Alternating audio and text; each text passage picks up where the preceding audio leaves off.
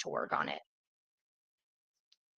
When the item is processed into the evidence section, is there some type of a label that's generated and placed on the packaging that the item is in? There is, yes. And okay, first of all, I'm going to move to published states 14, Your Honor. Okay.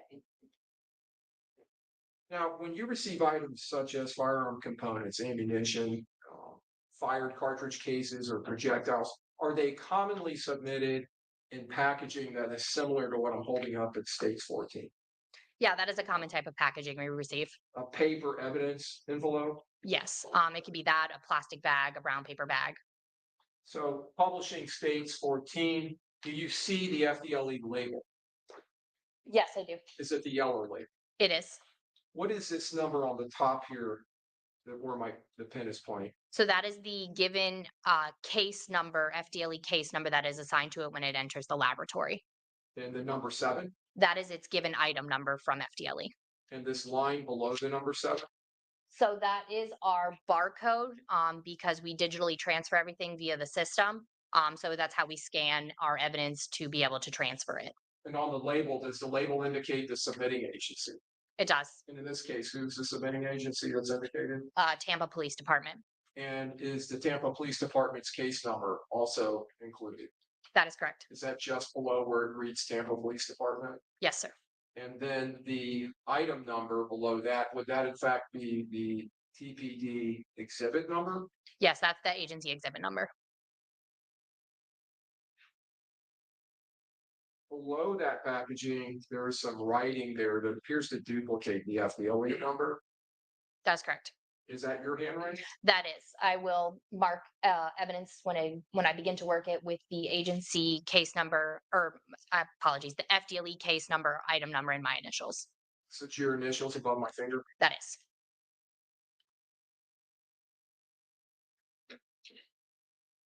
When you retrieve the evidence and bring it to your laboratory, how do you go about opening an item such as this? So when I receive the evidence, I will take it to my area. I will verify that the information on that label and on the packaging matches what I have on the case tracking form. Once I verify that I have the correct evidence, I will then proceed to open it. I will cut the package open, trying to avoid any seals that are existing on the packaging, and verify again that I have the correct evidence, and then I will fill out the appropriate worksheet for the type of evidence I received. So in this case, publishing states 14, we see evidence tape up here that reads evidence.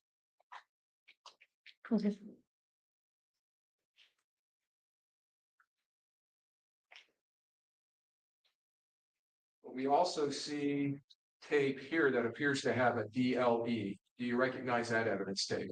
Yes, I do. And do you know where that came from? That would be the seal I placed on it. Okay. And are those your initials They are. and date? Yep, that is the date I sealed the evidence. So this is when you finished your analysis and conducted all the work you did on this case, you placed it back into that envelope Correct. and then resealed it. Correct. So this is the area where you had opened the envelope. That is correct. And you used that area to avoid the tape that was already on the envelope? I try to, yes. Now, when you're confirming that the information matches your submitting forms from the agency, are you using their labeling to do that? I'm using their labeling, our labeling, any information provided to try to verify that I have the correct evidence.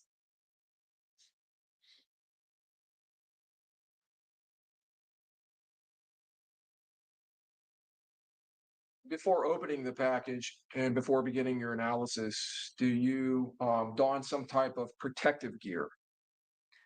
Generally, we will wear gloves to protect our hands from anything that potentially could be on the evidence.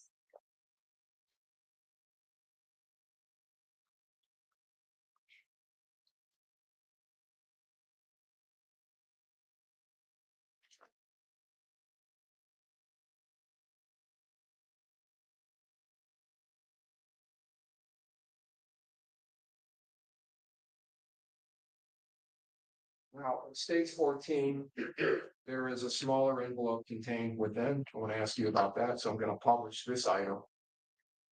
I'll ask you first of all, do you see any markings on that smaller envelope that you recognize? So that's my initials and date in my handwriting from where I sealed the envelope. So this is evidence from FDLE or evidence tape. Yes, sir. Right. Now, when you're initialing it and dating, it appears that you're putting part of that on the tape and part on the envelope. That is correct. So why do you do that? I do that to verify that if there is any, tampering or whatnot, you can still see that I marked it at some point. So I try to do on both the tape and the envelope. And then on the other side, do you do the same thing? That's correct.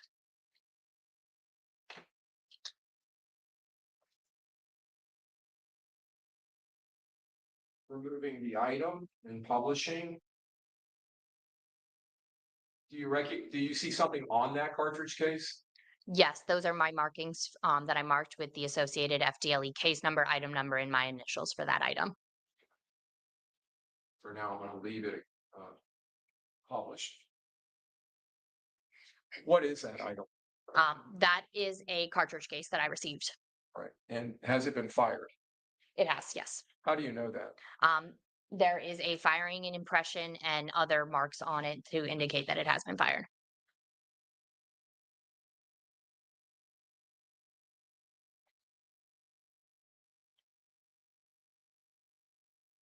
Can you describe for us where that marking is it indicates? You said a firing pin mark? So the firing and pin impression is that D shape that you see that kind of looks like it sinks into the cartridge case a little bit. That is where the firing pin strikes, and that is what we refer to as the firing pin impression. So I want to ask you about this. What part of the cartridge case is this that we're looking at? So this is the head of the cartridge case. It is the part that would be seated against the breech face of the firearm. And is that commonly known as a head stamp? The head stamp is the markings that are on that, where you see the MXT and the other writing is considered the head stamp.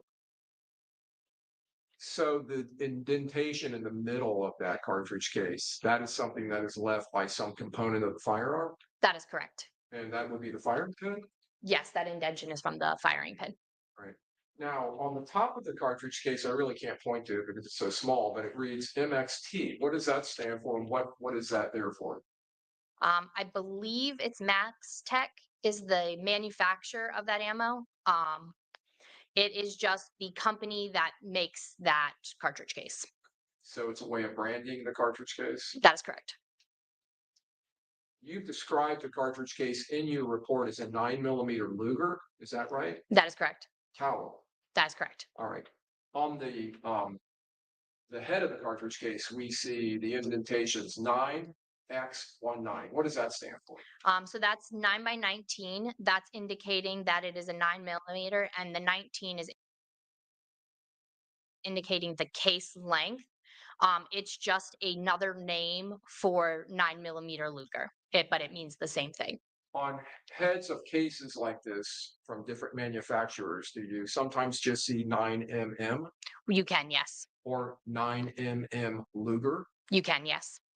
So all of those stand for the same thing. That is correct, yes. All right. And do you know what the 23 is on there?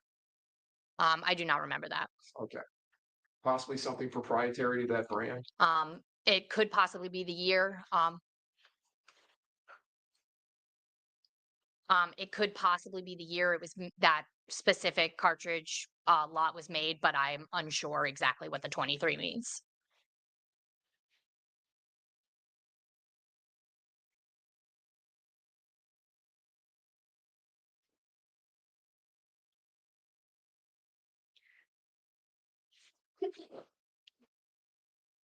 Now, you talked about this being manufactured by Max Tech.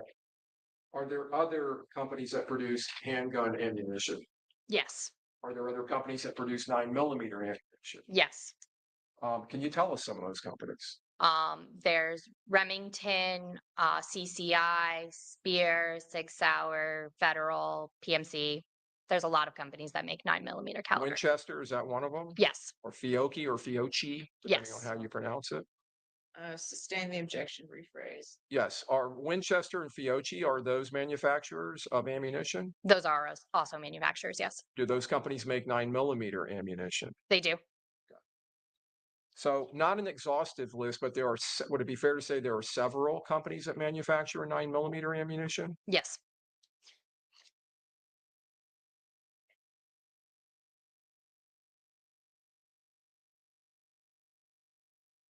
I'm gonna move on to another December 26, 2024 laboratory report that you produced. And this is going to be in reference to FDLE number 2024-040-3556.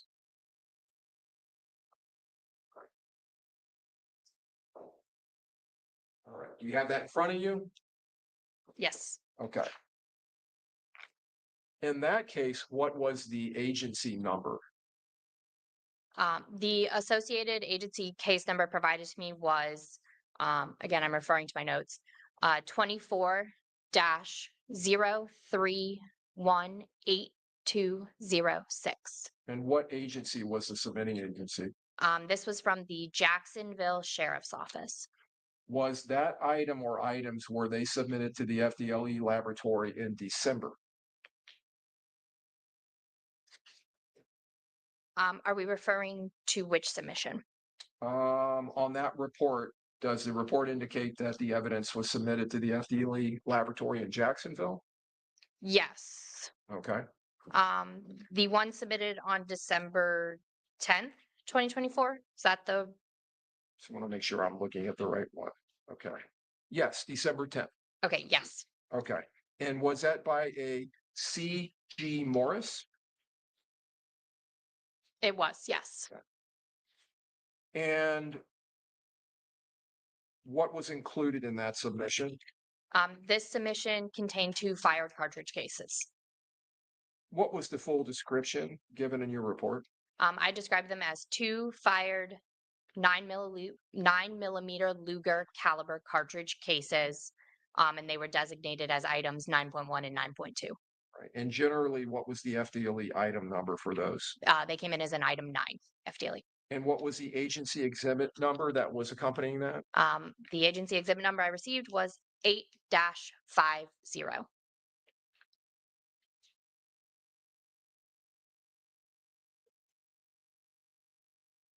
Were those items at some point transported from the Jacksonville laboratory to the Tampa Bay laboratory by FDLE personnel? They were. And were they placed into the evidence section at the Tampa laboratory or brought directly to you? They would go through the evidence section. And at some point, so you have to check them out to conduct your analysis? That is correct. Okay.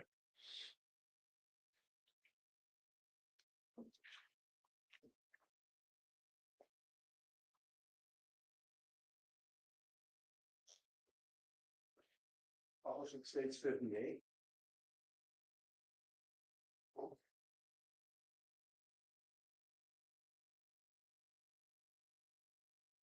Would you agree with me that this is another evidence envelope? It is, yes. Do you see the FDLE label? I do. And is that in reference to the submission we're talking about? It is, yes. Does it have the unique FDLE number? It does. Does it have the item number? It does. Does it have the submitting agency Yes. and their case number Yes. and the item or exhibit number from the agency? Yes. And just like with the other packaging, do you see your FDLE number, the item number, and your initials that you wrote on this package? I do. And is there a date or no, I'm sorry, is there an item indicated below that? Yes. So you have number 9 and then you have 9.1 through 9.2. That is correct. Do you see your FDLE tape where you resealed this package? I do. And you did that after your work was completed? That is correct.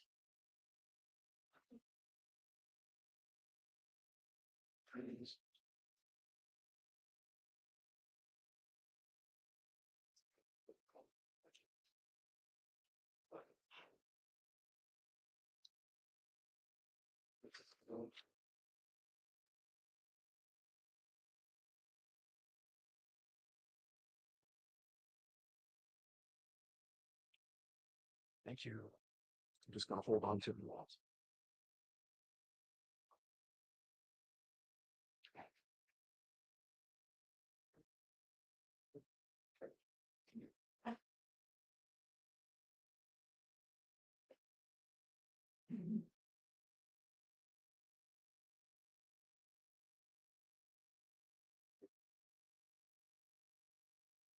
Page 58, publishing contents.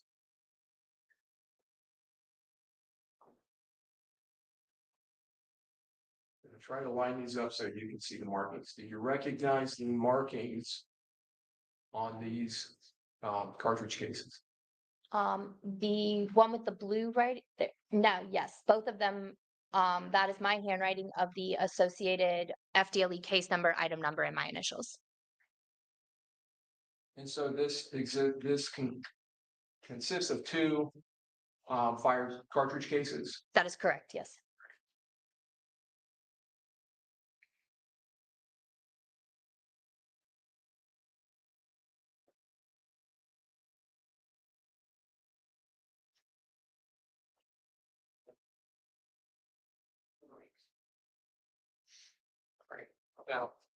Now, what we're looking at would be the head of each of those cartridge cases. That is Is that correct. correct? All right. The heads of both of those cartridge cases, first of all, do we see indications that those were fired? Yes, All right, in the same area. yes. Now, the area where we see that fire pin impression, what is that area of the cartridge case? So that is the primer of the cartridge case. That's the area where the fire pin strikes. And that striking causes an ignition or an explosion, which ignites the powder that is housed in the unfired cartridge, and that burns, which expands and projects the projectile out. And so the powder, the gunpowder would be in the cartridge case would be above the primer, Correct. and then it would be in contact with the primer. It'll be inside, seated on the inner part of the cartridge case, but yes, it'll come on contact to the inner part of the head of the cartridge case. And was that same true for the cartridge case we looked at in item number 14? That is correct, yes. And again, we see indications here that a firing pin has struck that primer on both these. Yes. Now, on these heads of these cartridge cases, do we see head stamps indicating the manufacturer? We do. And where is that, or can you describe it to us? The manufacturer of these would be the FC, which is federal. Okay, so FC Federal Corporation or company? Yeah. Right. Now, is the caliber designated on these cartridge cases? It is, yes. And is it different than what we saw in the other cartridge case? It's the same caliber, but written differently. So on this instance, they're written as the 9mm Luger. So 9mm Luger on both. Correct. Okay. Did you conduct analysis of these two items? I did. Did you do comparisons of the items where you compared them to each other? I did. And what were your findings or results? For the items 9.1 and 9.2 cartridge cases, I identified them to each other. What is that? That means that they were fired from the same firearm.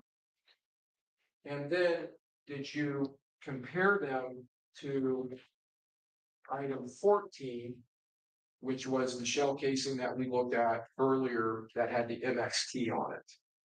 Would that be the item 7 from FDLE? Yes, I'm sorry. I need to refer to your report. This would be your FDLE report number 307688, item 7.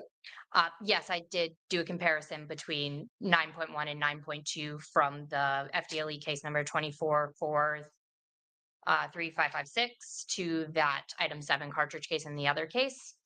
And what were the results of your comparison? I concluded that they were identified to each other.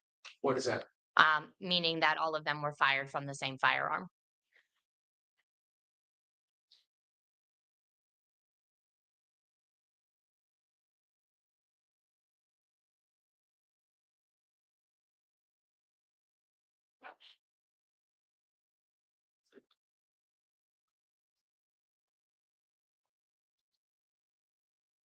Were you able to determine with all three of those exhibits whether they demonstrated in any of the markings on the casings class characteristics consistent with being fired by a certain brand of pistol? I was, yes. What were your findings as to that? I determined that those cartridge cases display class characteristics similar to firearms by Glock, but among possible others, but generally Glock. Okay. And that would include your item 7 in states 14 and your item 9.1 and 9.2 in states, I believe it was 58. Yes, sir. Sure, yes, 58. All right. Um.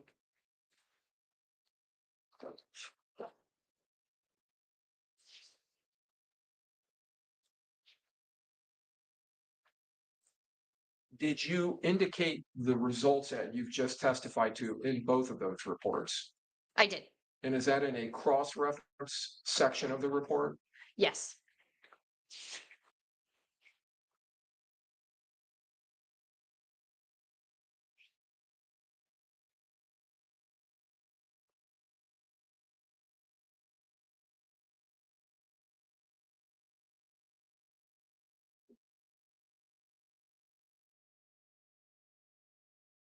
And I know you generated several reports dated January 9th of 2025, is that correct? I'd have to verify the dates.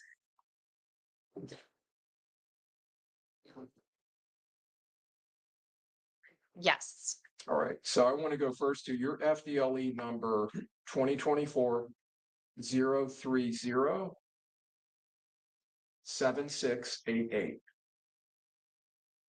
And this is Tampa Police Department agency number 365605. That is what I have. Yes. All right, and that would be the same submitting agency and report number and FDLE number as your item 7 came from, is that correct? That is correct. All right.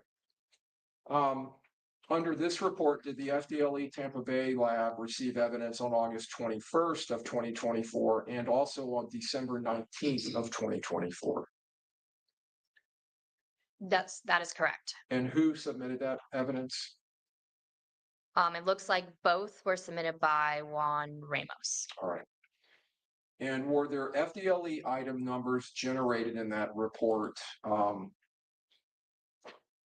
1, 2, 3, 4, 5, 6, 8, and 9. That is correct. So I want to start with your item 1. What was the description that you placed in your report for item 1? I noted item 1 was 1 fired bullet jacket.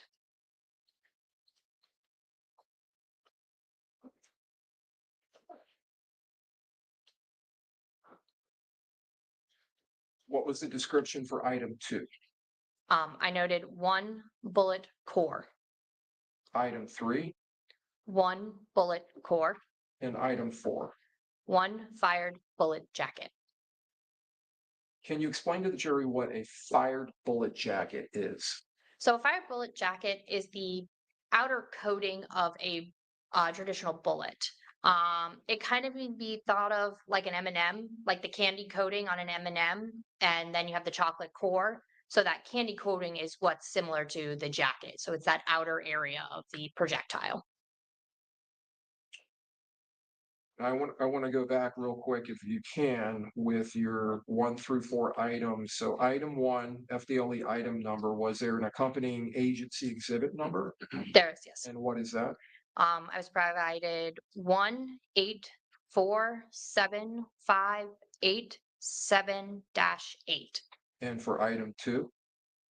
1847587-13. And for item 3? 1847587-14. And for item 4? 1847587-15. And you've indicated that items 2 and 3 are 1 bullet core per each item. What is a bullet core? So a bullet core is that inner portion of a projectile, typically lead, but it can be other materials, that is covered by that jacket. So back to that M&M analogy, it would be that chocolate inside. Now, items 5 and 6, I want to talk to you about those. Were those firearms that were submitted in this case from Tampa Police Department, where there was a labeling discrepancy like we talked about earlier? There was, yes. How did you remedy that? It was remedied by reaching out to the agency, indicating that their labels did not match the information provided on the box and what was in the box. The items were returned to the officer to remedy the situation and fix their labeling. Did it appear that the agency's exhibit number for those had been inverted? Overall, go ahead.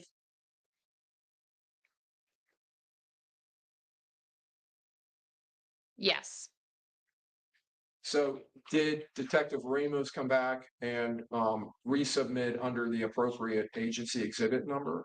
that is correct. Those Yes. two firearms? Yes, Okay, and then those became 8 and 9? that is correct. Yes.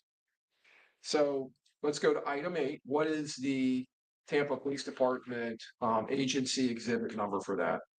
Um, the item 8 is 1849583-2. And what is the description that you provided for that item? Item 8 was Black Forge 5.56 NATO caliber semi-automatic rifle, model BF-15, with the serial number D00000123, and 2 fired bullets and 2 fired .223 Remington caliber cartridge cases not examined. Is it common or uncommon to receive test fired bullets and cartridge cases with submitted firearms? It depends on the agency. But that's something you have seen before. It is, yes. When you receive a firearm from a law enforcement agency and they've test fired the gun for whatever purposes, you're not going to do anything with those test fires with the bullets and the cartridge cases? No, we will generate our own test fires for examination purposes. So let's move on to exhibit 9, or I'm sorry, your item number 9. Can you give us the accompanying agency exhibit number for that? 1849583-1. In the original submissions were the last 2 digits, the 2 and the 1. Were those the item or the numbers that were inverted on the agency exhibit numbers? That is correct. So it was simply just changing those 2 numbers and resubmitting. Yes, that is correct. All right, so for your item 9, can you give us your description of that item? Anderson Manufacturing 300 blackout caliber auto loading firearm, model AM-15, with the serial number 20189-158, and 2 fired bullets and 2 fired 300 blackout caliber cartridge cases not examined. Same thing, test fires? Yes. Now, I want to go back to item 8, the Black Forge 5.56 NATO caliber semi-automatic rifle. That caliber, 5.56, is that commonly called either 5.56 or 5.56? Yes, it can be, yes. And the NATO designation, is that the official caliber, 5.56 NATO? That is. And is that how you mark that or indicate its caliber? That is correct, yes. All right. And the Anderson manufacturing rifle is in 300 blackout caliber. Is that a caliber that is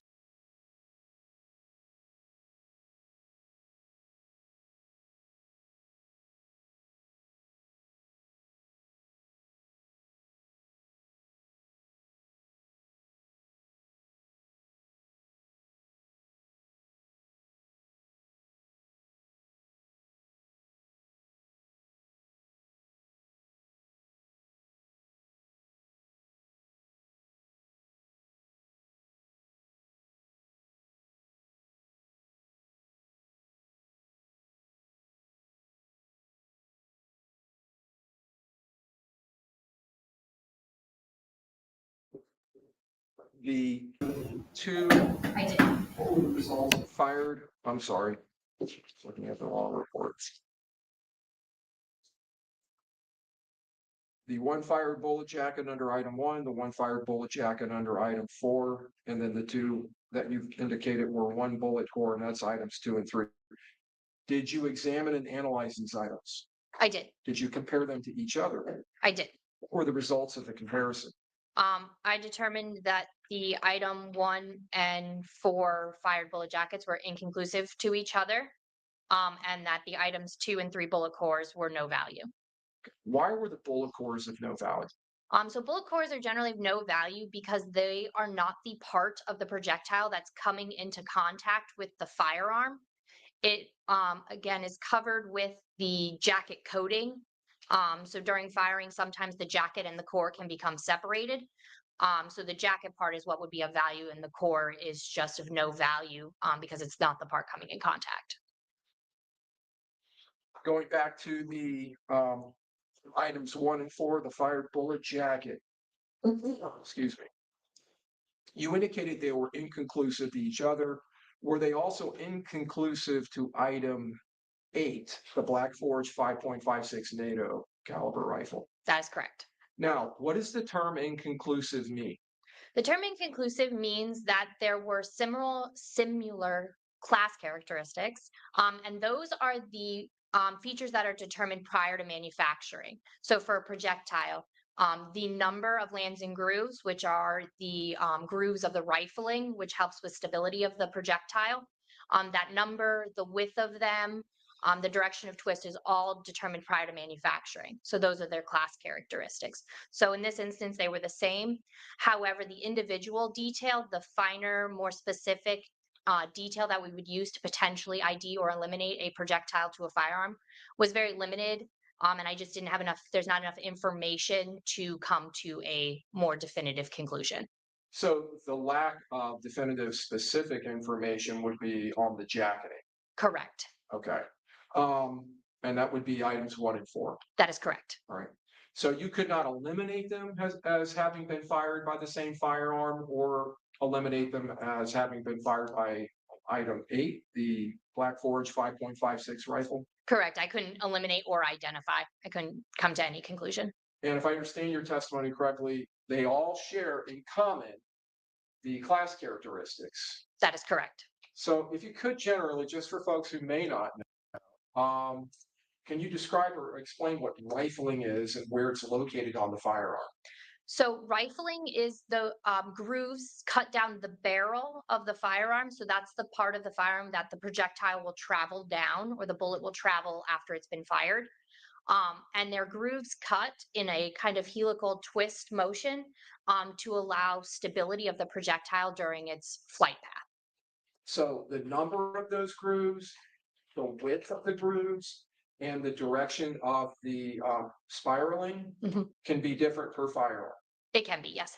And these two jacketed items, or the two jacketing items in 1 and 4, and the rifle all shared those in common. They did. The same direction, same number, and same width of the rifle. Yes. The rifling grooves. Yes. Okay. Their class characteristics were consistent. Great.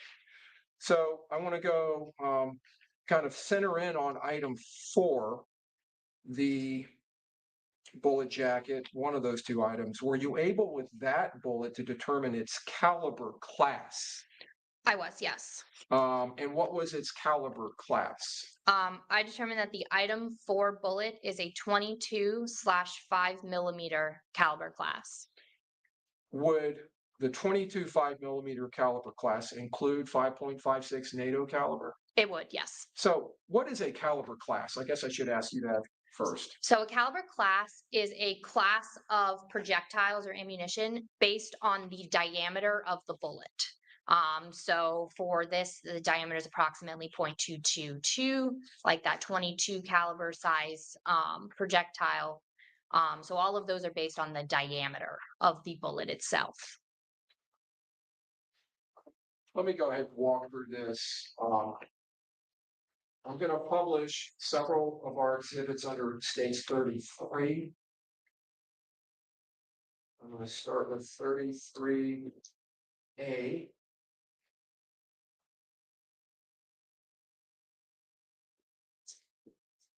Do you see this on this envelope, the FDLE label that's associated to the submission and report we've been talking about? Yes, And does it have that unique FDLE number on top? it does. Does it have the submitting agency? It does. And that's the Tampa Police Department? It is, yes. Does it have their accompanying agency case number It does, yes. and their item or exhibit number? Yes. Right. And again, you're writing and indications of your item number. That's correct. So here, this is item 1. This is one of the fired jacketed fired bullet jackets. That is correct.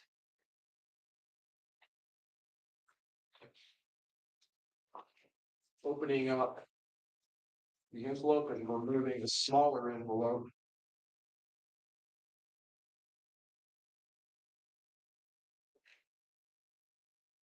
Do you see any markings on there you recognize? I do, yes. And where are they? In that, at the top part, in that pinkish red color is the abbreviated version of case number, item number, and my initials. And do you see your FDLE evidence tape and your markings? I do. So that's item 1.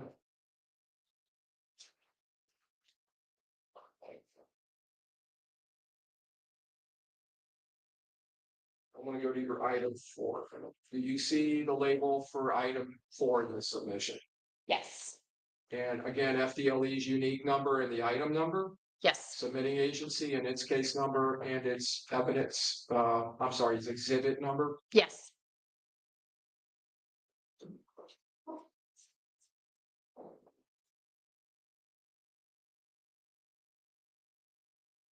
Do you see writing that you recognize? Yes. And is it the pink or purplish colored writing on the top? It is. Yes. And this is going to be your item number 4, the other fired bullet jack. Yes.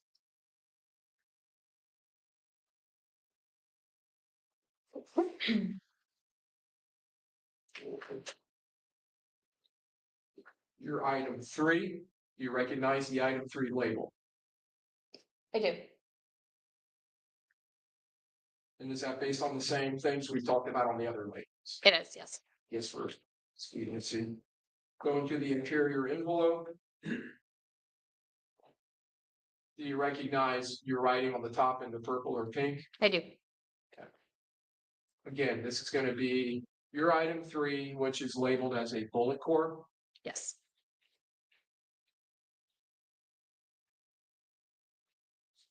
Your item 2, the other bullet core, do you see the label? I do. Moving the smaller envelope from inside. Do you see your writing on that envelope? I do.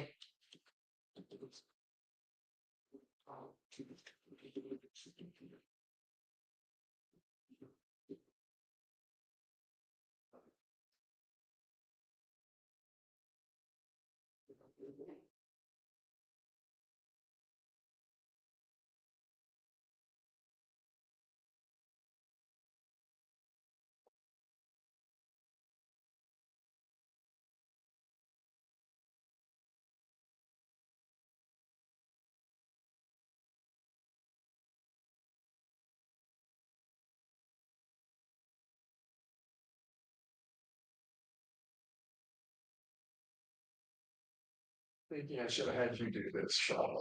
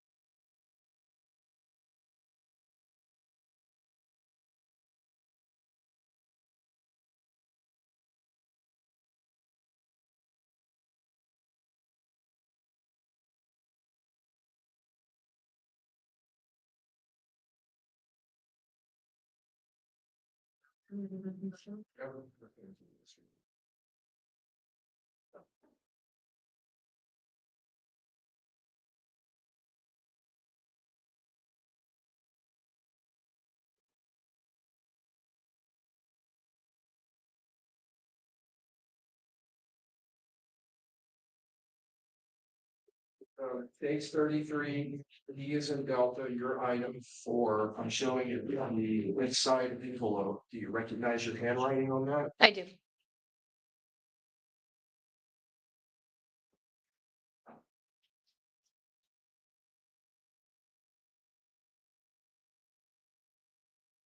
Ron, do you all have bigger gloves? Yes, sir.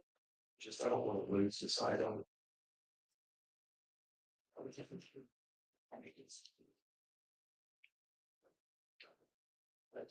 Sure, what's that?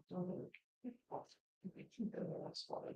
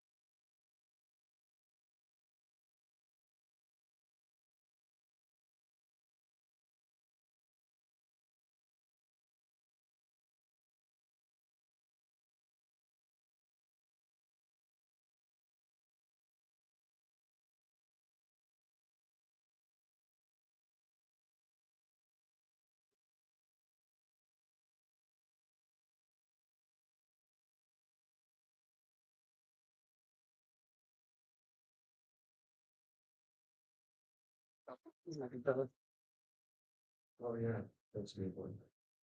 I've already got some ones. If you didn't leave them there, they send them. Go. Thank you.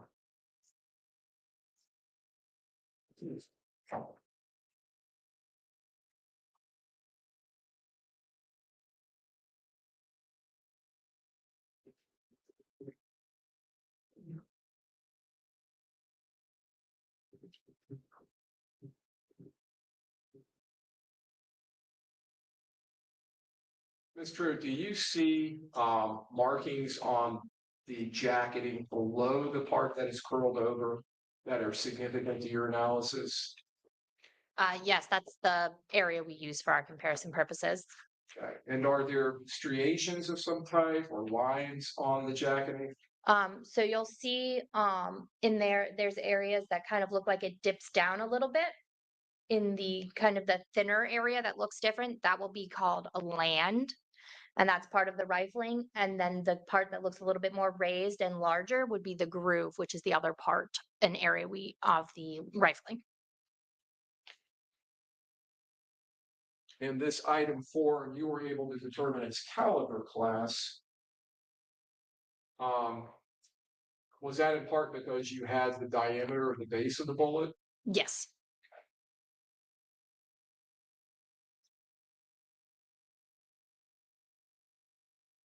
So you've indicated earlier that 5.56 NATO would be within that caliber class. It would, yes. What are other calibers that would fall within that caliber class? Other calibers would be the 223 Remington or 22 long rifle short Winchester Magnum.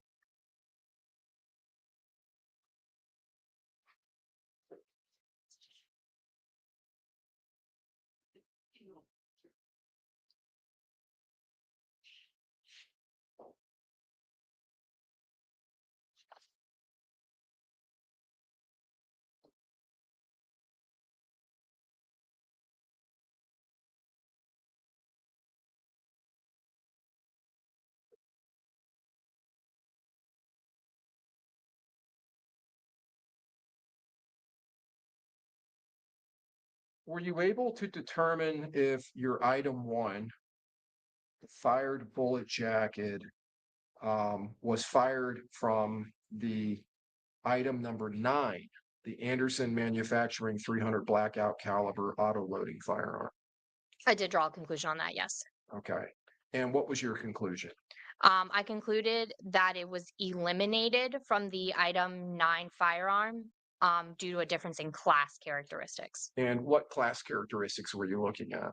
So in this instance, the difference in the GIMP widths, so that raised portion that we saw on that one, that width was different between the item 1 fired bullet jacket and the rifling in that firearm. And the 300 blackout, is that a gun that is designed to fire 5.56 ammunition? It is not. Is it considered 300 blackout caliber to be within the 22 5mm caliber class? It is not. Does it fall into a different caliber class? It does. What caliber class does the 300 blackout fall into? It falls into the 30 caliber class.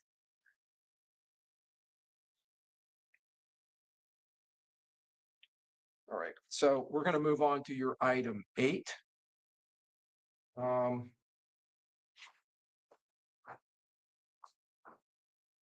would be States 56. If I can have the witness step down, Your Honor.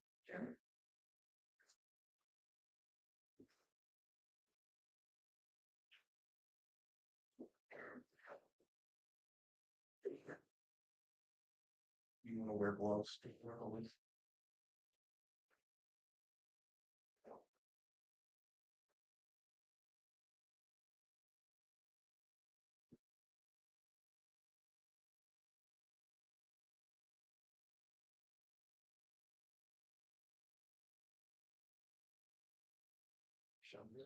Okay.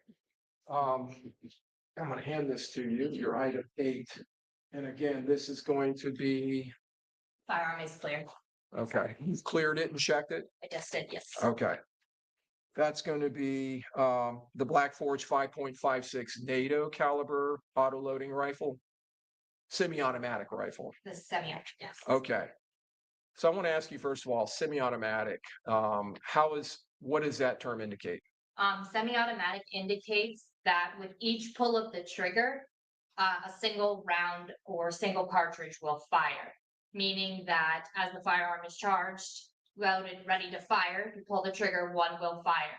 You will release the trigger, another round will be loaded into the chamber during that cycle of fire, and the trigger must be pulled again for it to fire again. Okay. And this type of firearm is fed from a box style magazine. Yes, And you're pointing to an area, is that known as the magazine well? that is, yes. Is that where the magazine would be placed? It is, yes. Okay. Now, was this firearm submitted to you with a magazine? It was not.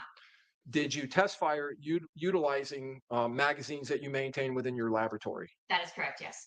And did it function the way it was supposed to function, It did, yes. the way it's designed to function? Yes, Does that firearm have an external manual safety it does. lever on it? Okay.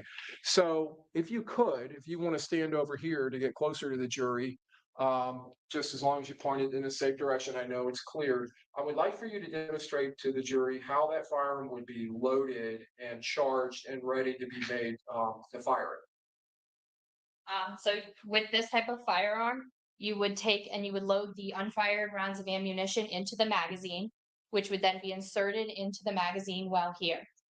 Then we would take, this is called the charging handle. This would be pulled rearward, opening up, strip a cartridge from the top of the magazine and load into the chamber, which is in the inner part right here. Once this is fully closed with a round in the magazine, the firearm is ready to fire as long as the safety is off. And then you will pull the trigger. The firearm will fire. The pressures will send the bolt area here rearward, extracting and ejecting the cartridge case from the firearm. And the forward motion will then again strip another unfired round from the magazine and load it into the chamber. When you fire the gun, the bolt you're talking about, or the bolt carrier group, does it impact this top portion of the stock of the gun? There is an inner part in here that contains a spring that the gas pressure from this firearm, as the gas travels down and back up the top part of the firearm here, it will condense the spring. And as it's fully condensed to the rearward, then that pressure from the spring will push it back forward to reclose the bolt carrier group to ready the firearm for another attempt. When the firearm's fired, does it eject the fired cartridge case? Yes, Where would that come out? it would come out from the port right here. As it's open, it will come out the port here. Now, turning the weapon around, and maybe I can hold it for you, and you can show the jury.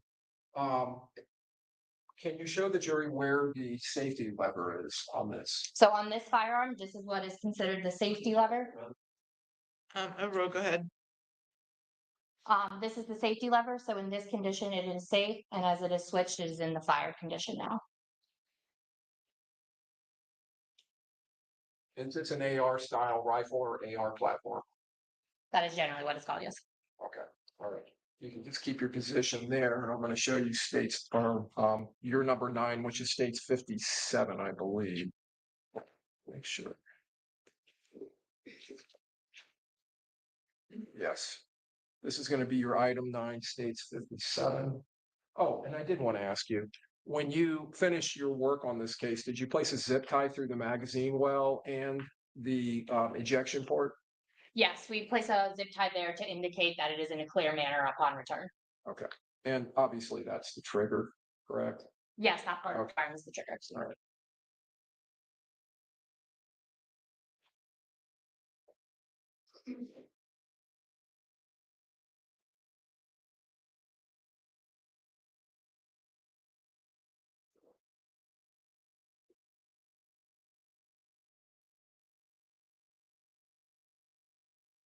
This may be difficult to see. So I'm gonna leave it up to you to see. Maybe to hold that back. Stay. And the firearm is clear on this one as well. Okay, all right. This is your item 9, correct? That is correct. Okay, and I didn't ask you on the other firearm, but did you leave individual markings or markings of your own on here where you indicated your FDLE number and maybe other markings? Yes, I indicate the associated agency number. I remember my initial firearm. Okay. It should be in the same location on that as well. Here, Yes. okay. Now, this firearm, is that also an AR platform weapon? Yes. Same type of fire mechanism? Yes. Um, the magazine feeds in the same way, It does. Yes. in the same area, Yes.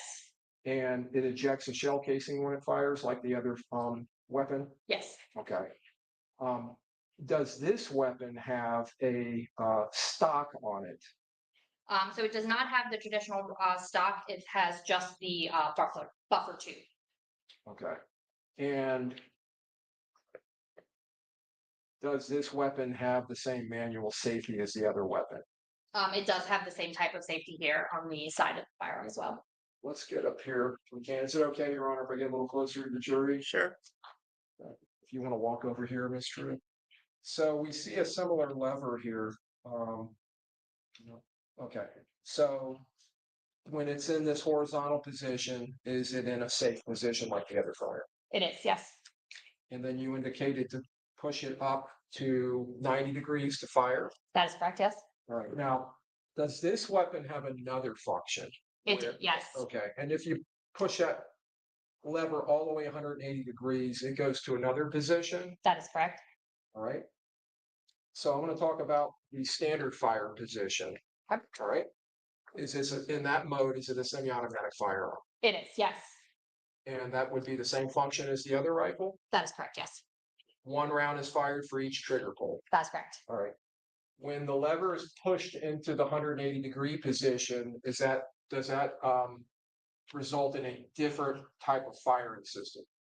Yeah. So in that position during my testing, I determined that it has what's called a binary trigger, meaning with the pull of a trigger, a round will fire, and then the release of the trigger will fire another round of ammunition. So in essence, when you pull the trigger and let it go, you're getting 2 rounds. That's correct.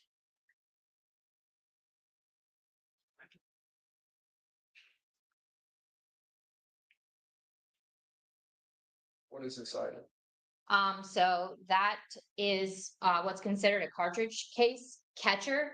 It's an attachment that can be placed on a firearm in order to collect the cartridge cases as they're ejected from the firearm, because it sits right over where that port where they would eject from. Is it commonly called a brass catcher? It can be, yes. Have you heard that term? I have, yes. All right. And are these devices that you see, are they common? I've seen them a handful of times in my casework. Okay. And how many times have you examined AR style platform firearms? Probably about 100 times. And you've only seen this a handful of times. That's correct. This marking here, "Don't tread on me," is that something that you have seen on other firearms? That's just additional marking on it. It's not relevant to what we do. Okay, all right. Thank you. You can return to the witness stand.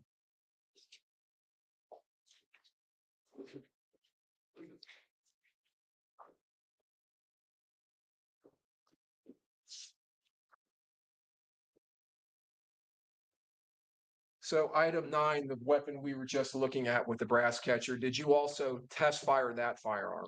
I did. And did you utilize a laboratory magazine? I did. So no magazine came with that? That is correct. And that firearm, what is its chambered caliber?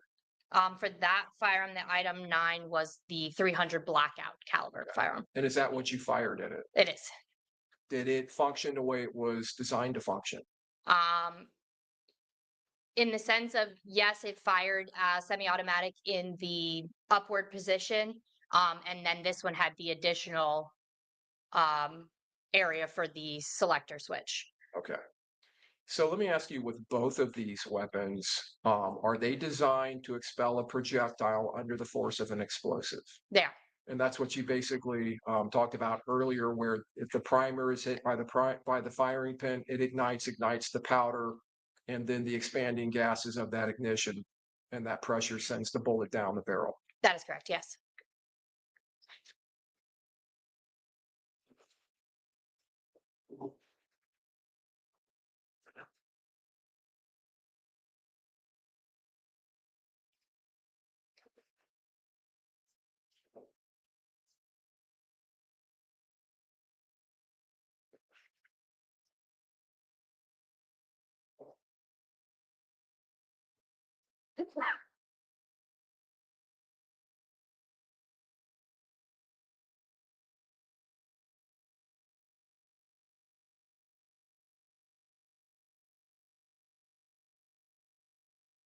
So I want to go to your January 9th report. And this is going to be FDLE number 2024-040-3556. Okay. And in that report, who was the submitting agency? For this case, it was the Jacksonville Sheriff's Office. And did you also document in that report the agency number? Yes, it was provided to me. And what is that? The agency number for that case is 24-0318206. And were there items submitted to the FDLE laboratory in Jacksonville on July 9th of 2024 There were, yes. by that agency? Yes. And was one of those items your item number 5? Yes. And what was that described as? One fired bullet. And was there an agency exhibit number associated to that? Yes. And what is that? 3-13. Now, did you examine item number 5, I did. the bullet? Did you determine its caliber class? I did. And what caliber class is it? I determined that it was a 30/7.62 millimeter caliber class. And that's the caliber class you've previously described as containing the 300 blackout caliber? Yes. All right. Did you compare it to item number 9 in the report that we were just talking about, your FDLE number 7688? I did.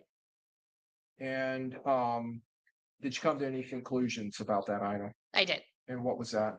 I concluded that the item 5 bullet was identified to the item 9 firearm.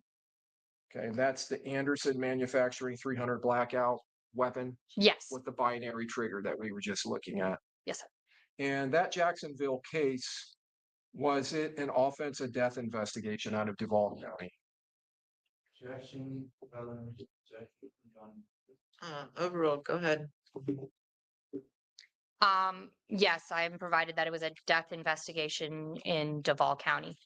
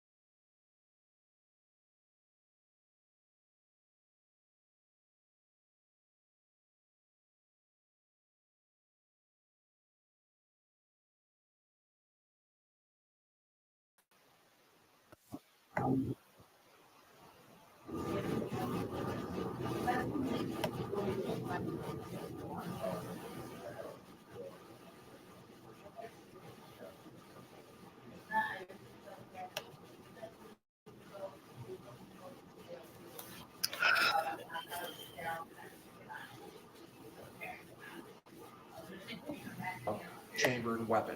It is. So the 223 Remington caliber would properly be fired in the exhibit number 8, the Black Forge 5.56 NATO rifle. The caliber could be fired in that firearm, yes. Were these cartridge cases screened? They were. How so? So for screening, we will go ahead and look at the cartridge cases under our microscope, which is a comparison microscope, meaning we can see the items at the same time under the same magnification. So when we put them on there and we're screening them, we're looking for, do they have the same class characteristics? So those predetermined features by the manufacturers.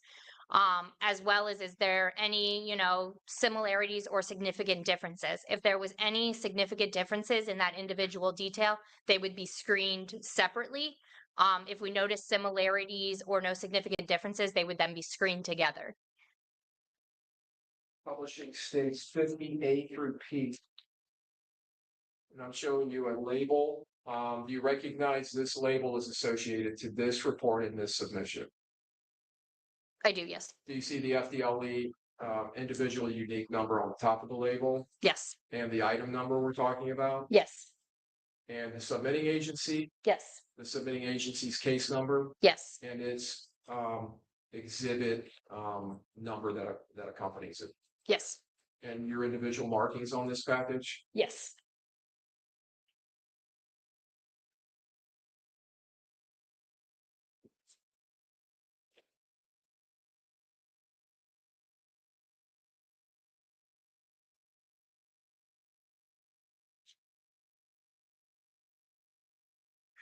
So that packaging contains your item numbers 1.1 through 1.5, 1.8, and 1.10 through 1.16, the 13 fired 5.56 NATO caliber cartridge cases. It also includes though 1.6, 1.7, and 1.8. 1.9, but yeah, Well, I'm sorry, 1.9, which are the 3 fire 223 Remington that is caliber correct. cartridge cases. And you said they have similar class and individual characteristics. That is correct. So I'm going to go to now another January 9th report. This would be under your FDLE number that ends in 4099 with an agency number of 24-03-90-999, submitting agency Jacksonville Sheriff's Office. Yes. All right. Were items of evidence submitted to the FDLE laboratory in Jacksonville on December 19th of 2024? Yes. And was that by an individual C. Drabeck? Yes.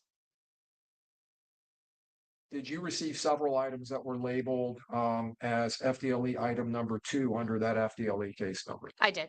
from the Jacksonville laboratory? Yes. And was the agency exhibit number accompanying that 1-12? It was. What was the description of those items? So I just described them as 5 fired 223 Remington caliber cartridge cases, items 2.1 through 2.3, 2.5, and 2.8, and 4 fired 5.56 NATO caliber cartridge cases, items 2.4, 2.6, 2.7, and 2.9. Were those items, those cartridge cases also screened? They were, yes. And were you able to group them in any way? Are we referring to the item 2 cartridge cases? Yes. So I concluded that items 2.1 through 2.9 were microscopically screened together based on similar class and individual characteristics.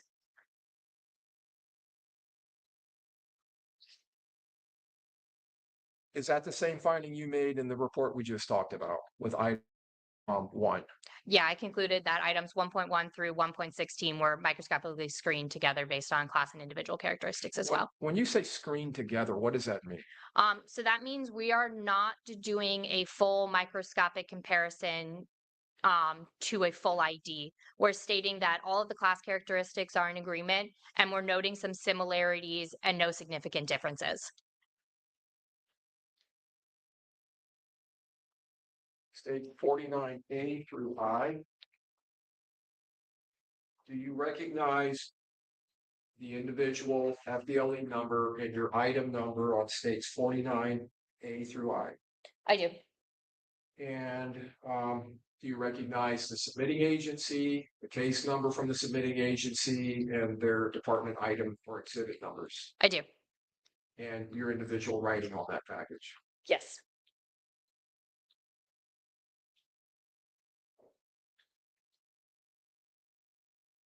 And there's also a label from the Jacksonville Sheriff's Office.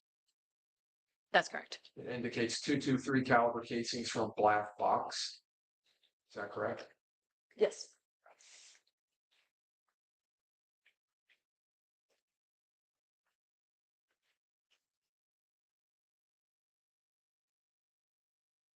States 50A through P. Your item number one, we talked about a few minutes ago, now they're on your January 9th report. There is an agency label on that exhibit too, isn't there? That is correct.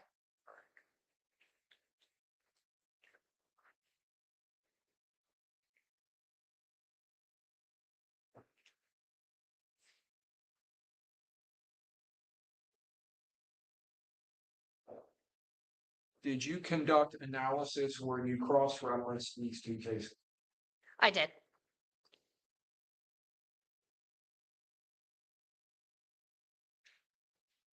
And did you indicate your findings in both of these reports? I did. Did you do some type of comparison between item 1.1, which is a 5.56 NATO cartridge case, to item 2.9, which was previously described as a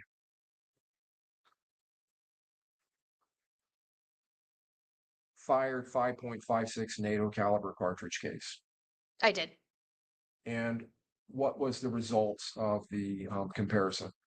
I concluded that the item 1.1 cartridge case from the case 2024-040-7633, that's FDLE case number, was identified to the item 2.9 cartridge case submitted in FDLE case number 2024-040-4099.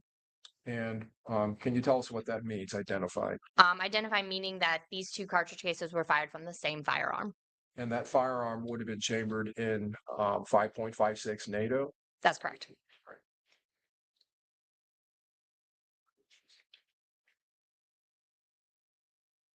With both of these cases dealing with items, your item 2 and your item 1, did you?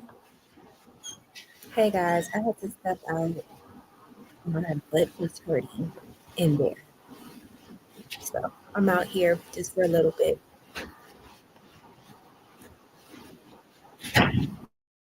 Tampa Police Department. I did do that comparison, yes. And item 8 is the Black Forge NATO, a 5.56 NATO caliber rifle we were looking at earlier. Yes. And what were the results of that comparison? For the 2.9? Yes. So the item 2.9 cartridge case from 4099 was eliminated to the item 8 rifle in 7688. And did you do the same type of comparison with item 1.1? I did. Okay, to the same rifle, Correct. item number 8. Correct. What was the results of that comparison? I concluded that the item 1.1 cartridge case was eliminated to the item 8 rifle. So item 1.1 and item 2.9 were fired from the same rifle, but not from the number 8 item, the number 8 Black Forge NATO rifle, That is correct. 5.56 NATO.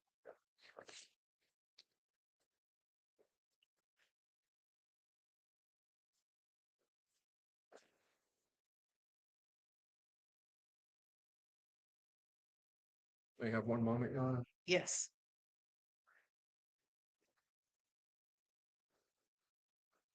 Your Honor, I'll tender the witness. Okay, Ross?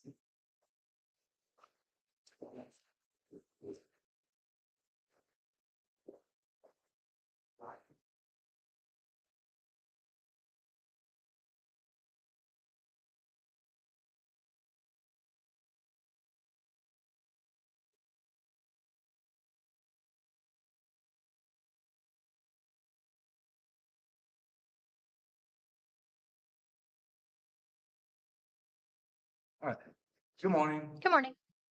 All right. So you, in this case, at least, you're responsible or were responsible for analyzing different casings and cartridges to figure out whether there was any match to any other case.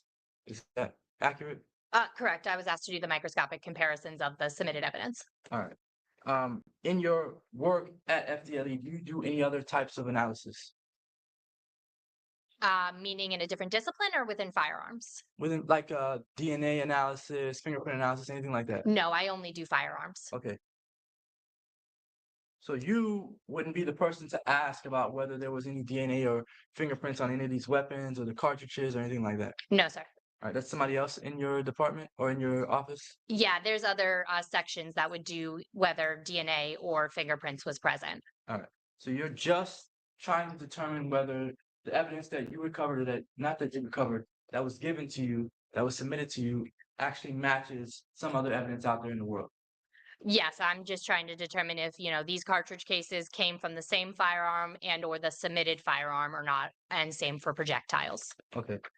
And you were able to determine, I guess what you were testifying to, you were able to determine that these two firearms, these rifles here, that these two rifles that were found in Sean Gathwright's house, they were used in some other October 7th, 2023 shooting? I'm not sure what you're asking. These two rifles, what are they connected to? So I concluded that, sorry, let me refer to my notes. I apologize. That the Judge, I would object to the question as phrased where they connected to is vague. I'm gonna sustain the objection, rephrase. What is the purpose of these, of showing these rifles to the jury? Objection. The objection. Sustain the objection. What is the purpose of showing why there's a safety on this firearm, on these Objection. rifles? Sustain the objection. I don't even know what the objection is at this point. There's no Yeah, legal it's- basis. It's just an objection. It's Objection to irrelevant. the speaking. It's Objections irrelevant by and it's counsel. improper question. It was elicited in front of the jury. If I allow the witness to testify, then that makes it relevant and material. Okay, And if it's relevant, then I should be able to Objection, Your cross-examine on it. I'm gonna Then sustain can we the. come sidebar? No, no. So I can't argue. I can't come Objection. sidebar. Mr. McLyman, please stop. It's improper. Disrespect to. I asked to come sidebar. And the answer is no, we don't need to sidebar it. If the witness was permitted to testify something, that makes it relevant and admissible. I'm not arguing that, Judge. I just want to talk to her about what she testified to. Listen, I've sustained the objection. Ask your next question.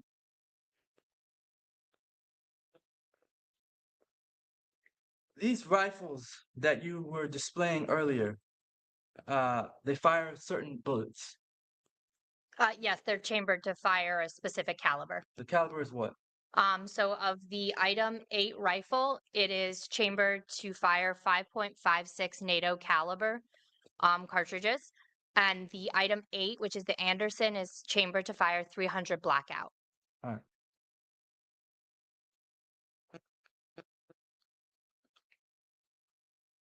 The 300 blackout fire bullets are in which firearm? You said item, which one? The 300 blackout is item FDLE item 9. Is that the one with or without the breast catcher? I believe that's the one with the brass catcher. With the brass catcher rifle. And then the 5.56 bullets are fired through the rifle here that does not have a brass catcher. Is that correct? Yes. Just to try to make it simple. In this shooting, the one on June 23rd, 2024, I don't know which case you're referring to. I many reports. Someone turns on their chin. It's right. Okay, so this case, sorry, I apologize. Sir. In this case, the one that we're here for today. One that is ended on trial. Objection, Your Honor. Inappropriate phrases. So go ahead and just answer the question if you can. In this case, are these rifles connected to Objection, dangerous. Rephrase your question. were these rifles used in the shooting? So I determined that the projectiles I received, items 1 and 4 in this case, were inconclusive to the item 8 rifle, which is the 5.56 rifle, meaning I didn't have enough detail to say whether or not it was ID to that firearm or not. That's for that one rifle. Correct. Now what about the other rifle? For that rifle, I was able to ID it to a projectile in one of my cross-reference cases. But not in this. No. Regrets? So going to counsel's question about whether that rifle was utilized in this case, you didn't have enough evidence to make that determination, correct? Yeah, based on the evidence I received, I had the 2 bullets that were inconclusive to the 1 rifle. And the 2 no value items and then the 1 item was eliminated based on class difference, but that's all the evidence I received in this case. The one item, the one rifle was eliminated. The item 1 fired bullet jacket was eliminated to the item 9 rifle. The blackout. That is correct. As to the other rifle, 2 jacketed projectiles you had, you did not have enough, but all of the class characteristics met up, correct? Objection, you can tell them that. The rephrase, did all the class characteristics line up? Yes, the class characteristics were the same between the items 1, 4, and that rifle. So you can't say if it was used or not. Correct. It's possible it was. That is a possibility. And counsel said, I've got the bachelor's. Okay, thank you. And this was excused. Yes, Your Honor. Okay, very good. All right, it's a little bit late. We'll take a running break. Let's take this lunchtime. So about 5 minutes and we'll be back. All right. Very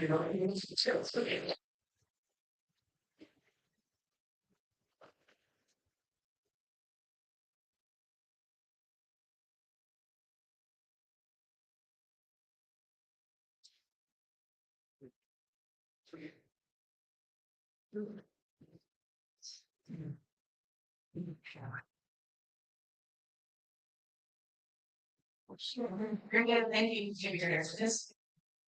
It's going to be. Okay. In our further investigating that, so that's to work on that. For me. Okay. Because I don't think I had your manager.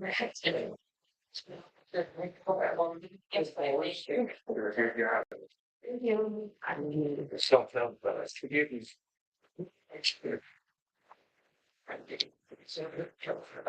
Go. Thank you. It's from we lost there. No.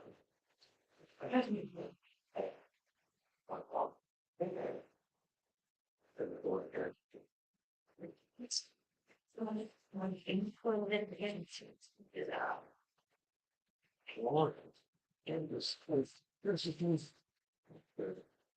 recognition and protocol. Every time I should watch. That's.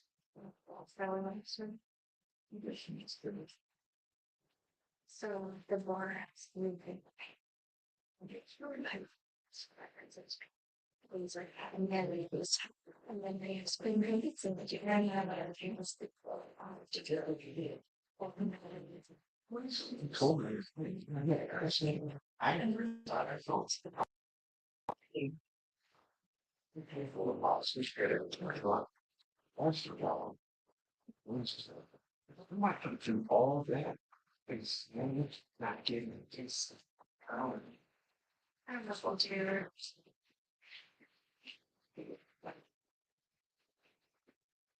Curious on what he did his character is today there, so he came to store in his turn. Yeah, when we started this, like, before it was to middle school forward to clear the back. We were there. Rest of them, the shopper, so small.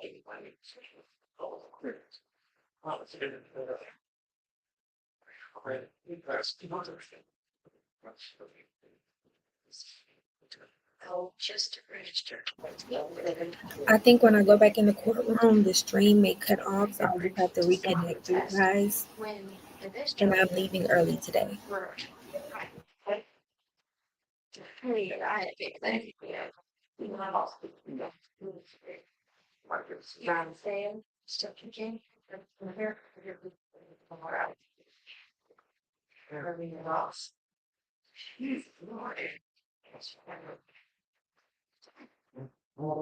Also. Keep up with you. So, that's how this.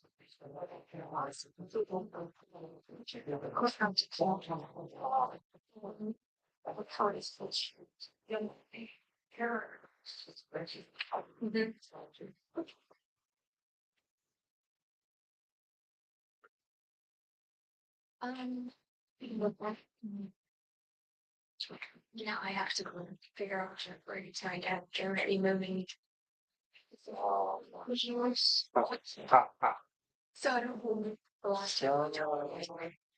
If I have the job, told you 100% gold, that was a job I started.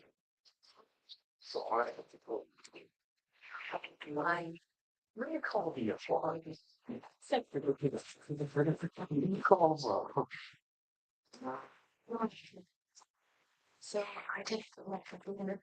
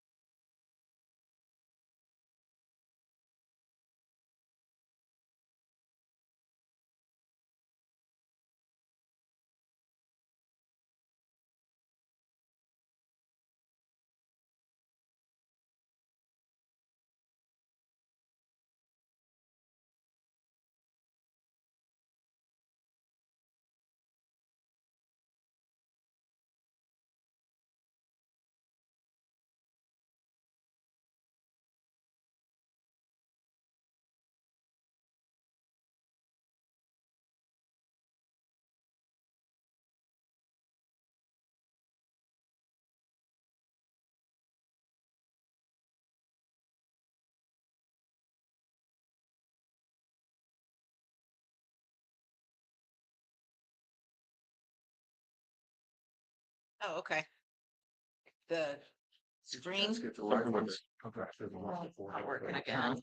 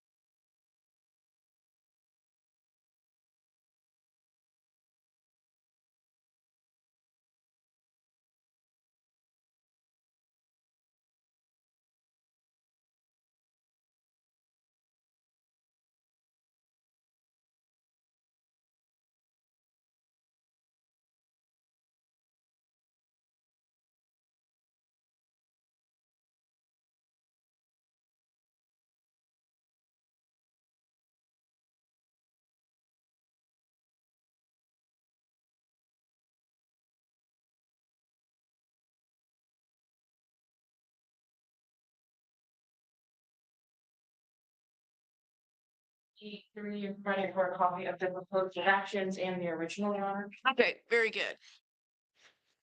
All right, Ms. White, are you arguing this Yes. issue? So you are objection, or just honestly just highlight a couple things about the fact that this is just character evidence. Specifically, there's conversations where Ms. Andrews is saying, you know, I won't do this to you, I wouldn't do that to you. And that's kind of what this goes back and forth. Any conversation that is, I believe maybe what the state is suggesting is related to gangs is not on behalf of Ms. Andrews. It's on behalf of someone else who again is not charged in this case. And outside of being alleged to have been a gang member, is not connected to this case at all, specifically these charges. So we reject again based on that information. But if the court is going to allow it in, we believe for context purposes, everything should come in. Everything about the romance and the I just want to be a good person and I don't want to be involved in this. All that information should come in before the jury as well, even though we believe it's not relevant. Okay, And proper character evidence. so sounds like they want the whole thing to come in.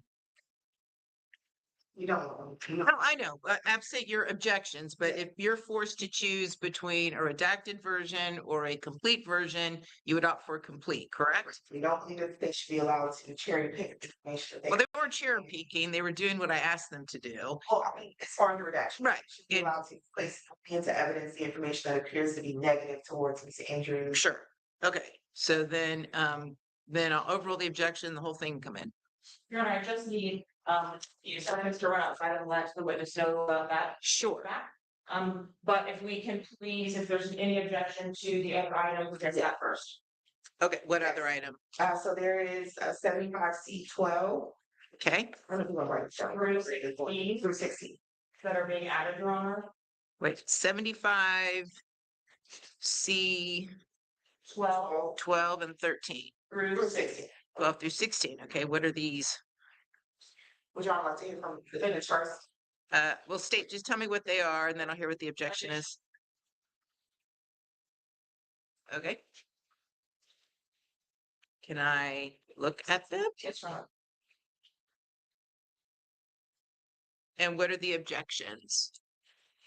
Um, Let's start with C12 and let the jury know we just had something come up and we'll be with them shortly. Your Honor, may I stand up to bench so I can see what's going through? Sure. Okay, C12 is, looks like photographs, thumbnail. Correct, Your Honor. so those are screenshots, I believe, or maybe photos of Ms. Andrews and two individuals that I don't even believe the state will be able to establish who they are. I don't know how they're gonna establish that. I would let them, talk about why they want to get them in, but from our perspective, again, they have absolutely nothing to do with this case. And you're gonna see a pattern between 13 or 12 to 16, that this is again an attempt to introduce improper character evidence by the state to, I don't know, I guess the argument is that alleged that she has knowledge, and I just don't know how far this is gonna go, Your Honor. Well, I don't know, I'm guessing, I'll let the state answer, but it's something to do with the alleged gang sign? Is that what this is That is relevant correct, to? Your Honor, and the date at which that photo was taken or was retrieved from Ms. Andrews' device as having been captured on that device predates when she gave her statement of when she knew this co-defendant, Mr. Chance, and several questions were asked on cross-examination yesterday regarding whether they knew whether Ms. Andrews had the phone when the photos or screenshots were taken that were introduced versus her co-defendant. These would have been before the co-defendant's involvement. I don't think that's an accurate characterization of what we were asking. There were specific photos that the state was referencing, and the question was whether or not that witness could testify as to whether Ms. Andrews had the phone at the time those screenshots were taken. So it's not about every phone that was backed up, every picture that was backed up on her iCloud device.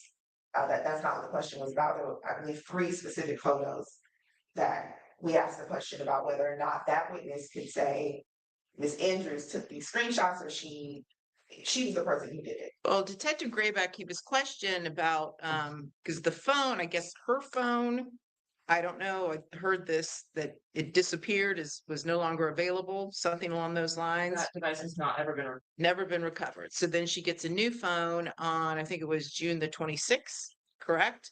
And then the download happens on the 26th, correct? correct from iCloud to the From device. iCloud Which is to the new, that disappeared, Your Honor. This would have been information that would the iCloud was taken. right. So But Detective Grayback was questioned about his knowledge and if he knew who downloaded those photos originally and when they would have been downloaded. And there were specific questions on cross-examination noting the date of June the 26th. And definitely the implication was, and I think actually Mr. McLymont asked the detective if he knew if there was any evidence that Miss Andrews at times lent her phone to Mr. Chance. That was just Testified by the state's witness. That's not, it's a no fact.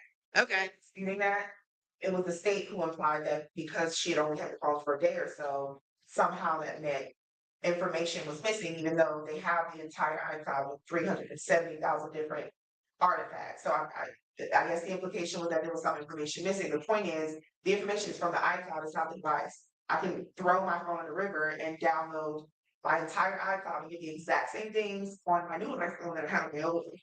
But the bigger issue is the questions that were asked specifically about the photos that were attempted to be entered into evidence yesterday. They were not about every photo that exists in her iCloud.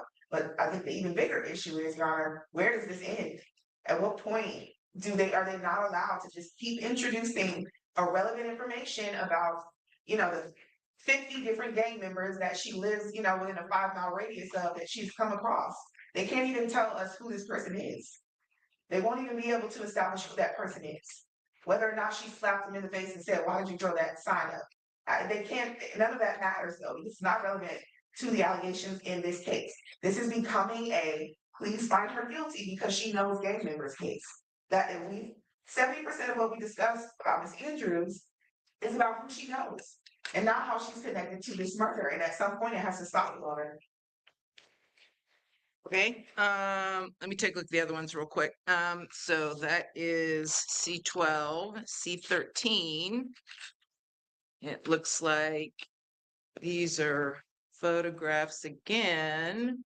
It's actually a video, but there's only one still from the video. If Your Honor can see the last page is the still. Right. Extracted. Okay.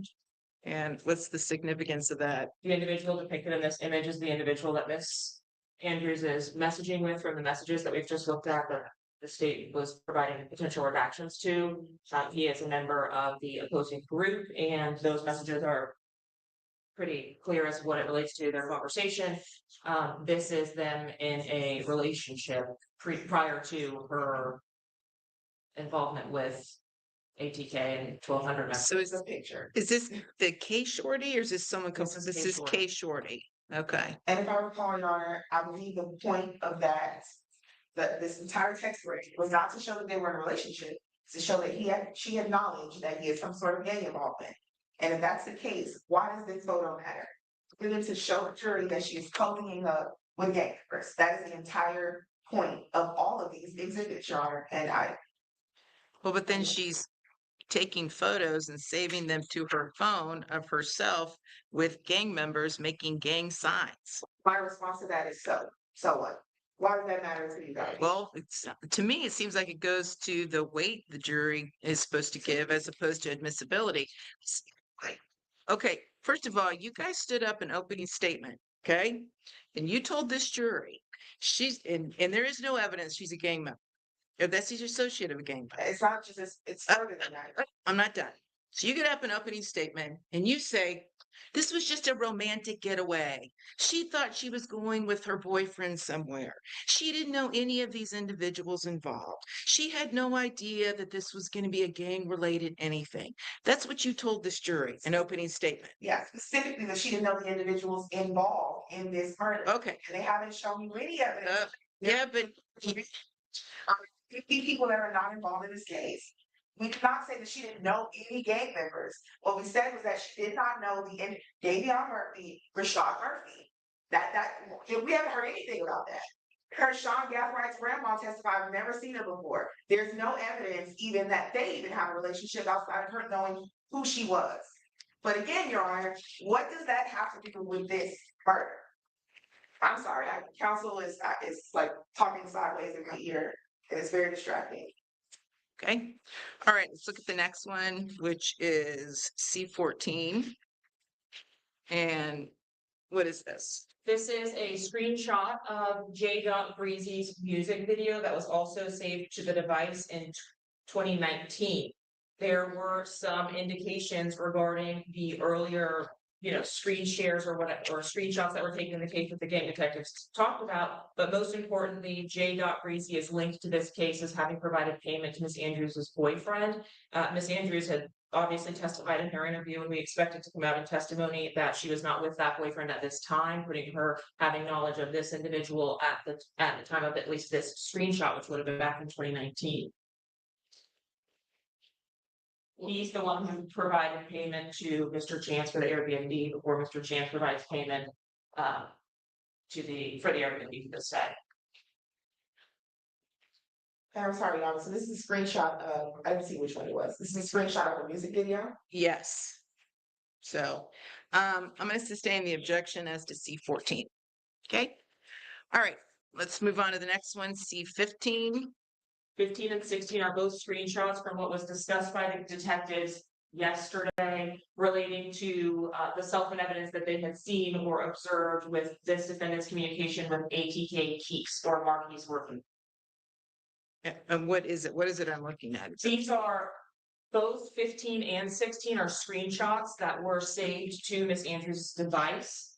And it is an Instagram chat. So when you open up your messages on Instagram, it is the chain of the messages. These messages depict her messages with an ATK keys, which has been identified as Marquis Workman. And these are from 2020? Yes, Your Honor. Okay. So at this time, I'm going to sustain the objection as to these. Now, they may become relevant at some point. The testimony is, and I'm going to overrule the objection as to 75C12 and 75C13. Okay. And Your Honor, I just, so that South jury comes in, we also, like if they don't believe they'll even be able to get testimony as to who those individuals are. And let me confirm, you allowed it, was it 13? The screenshots that show Miss Andrews with the other individuals as direct evidence of her knowledge. Yeah, and so that we can avoid any potential argument, if the argument is authentication, these items were obtained from the device download that was obtained pursuant to a search warrant from law enforcement for the device. So I'm not sure what the legal objection is, but I mean, there's a lot of legal objections, but the biggest one is that in order for these, I guess, to become, I don't think relevant, but who's going to establish who these individuals are? Just because they're in her phone and they got, a certification of business records. I don't doesn't know mean that, I don't know the state, I don't know the state has to, okay? So we'll see. All right, maybe 60 seconds, Your Honor, just to update the witness. Sure.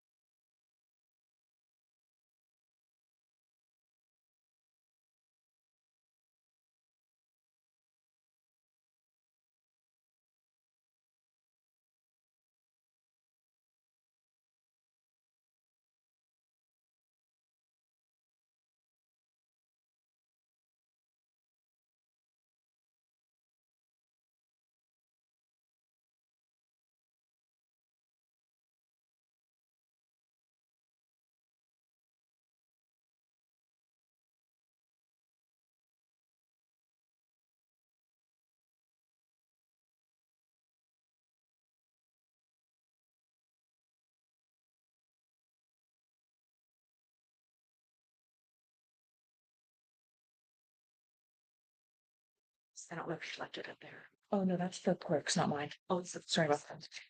Thank you, Your Honor. Okay, we ready to proceed? Yes. Okay, let's bring in our jury.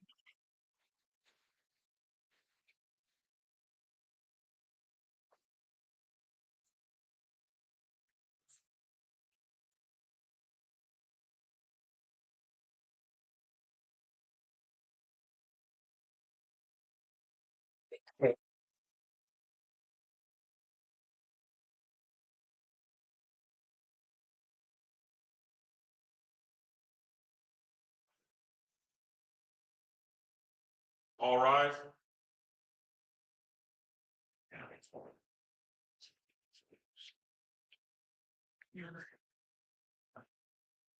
Thank you.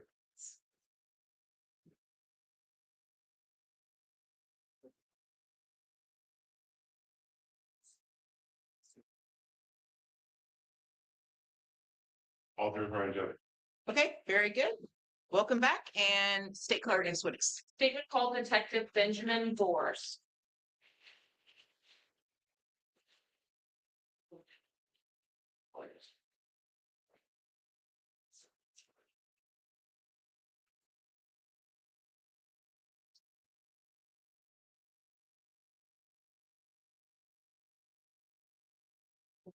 Raise your right hand, please. You swear to affirm that the testimony you're about to give will be the truth, the whole truth, and nothing but the truth, so help you God. Yes, ma'am. Thank you, sir.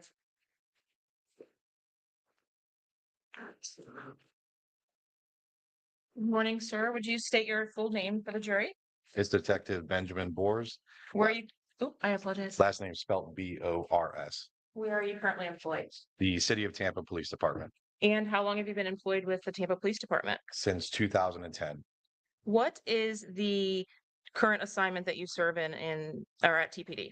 I am currently assigned to the Cybercrimes Unit And how long have you been in the cybercrimes unit? since 2016. In that time, tell me what some of your day-to-day duties are.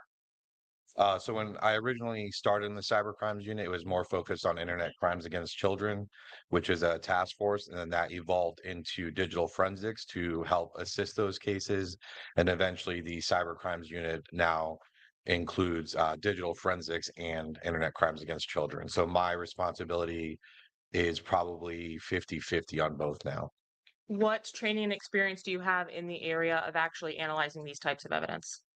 So I've taken multiple classes with NW3C, which is the National White Collar Crimes, and then individually for like specific tools.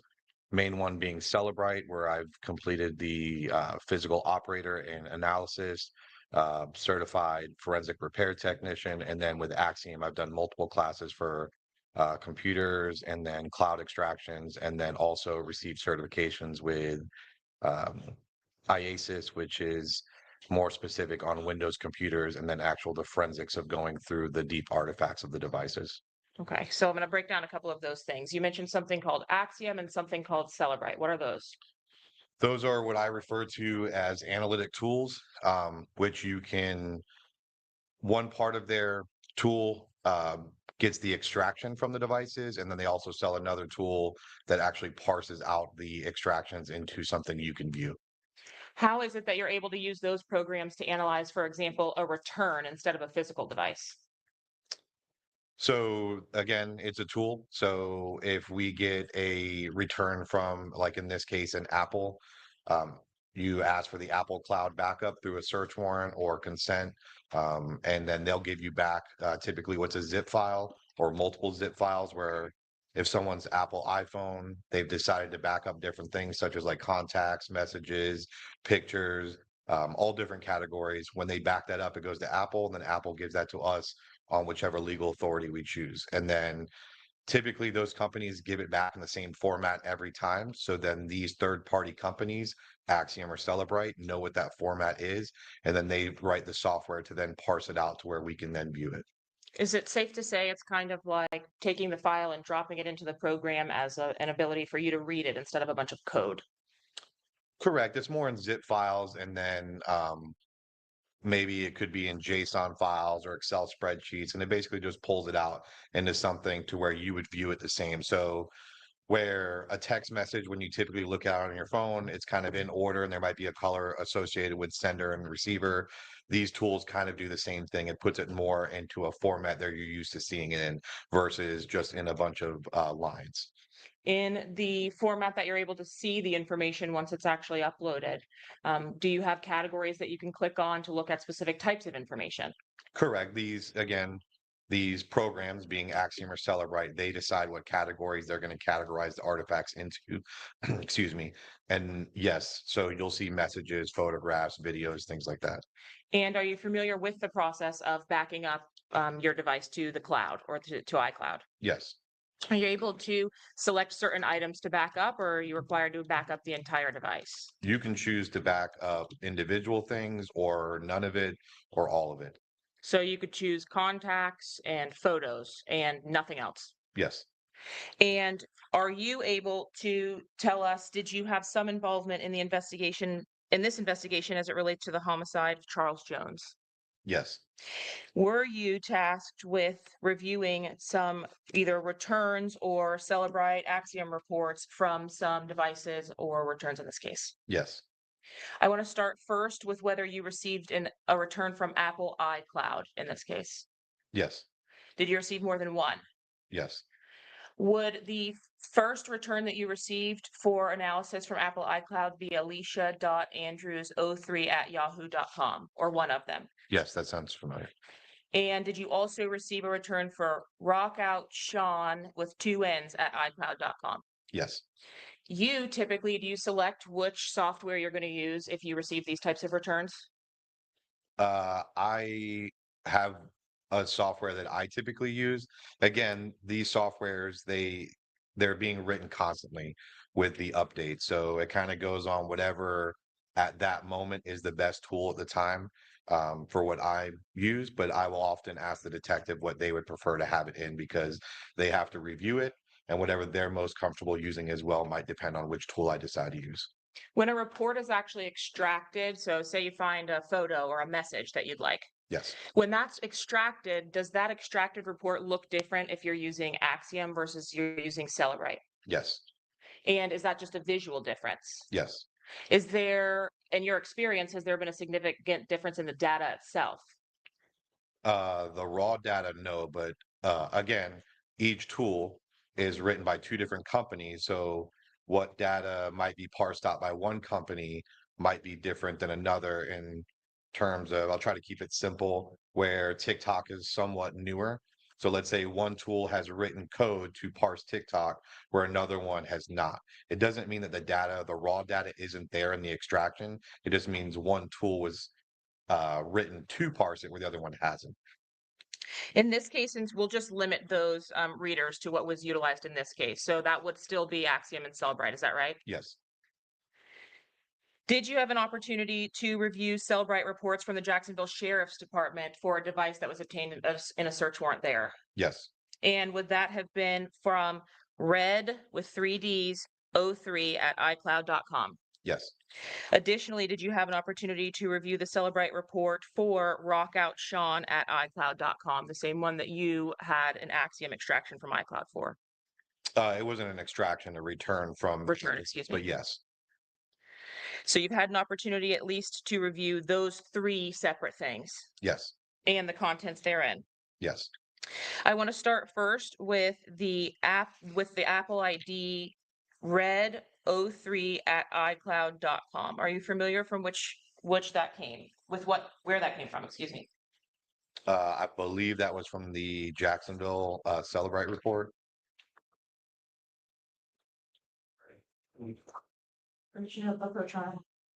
Yes. I'm going to show you what's been marked states 76 A through B.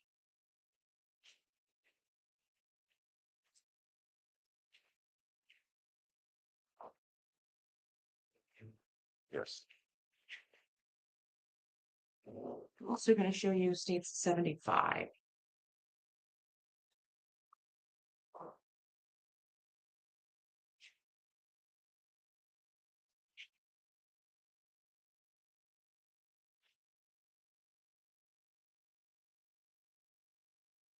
Okay.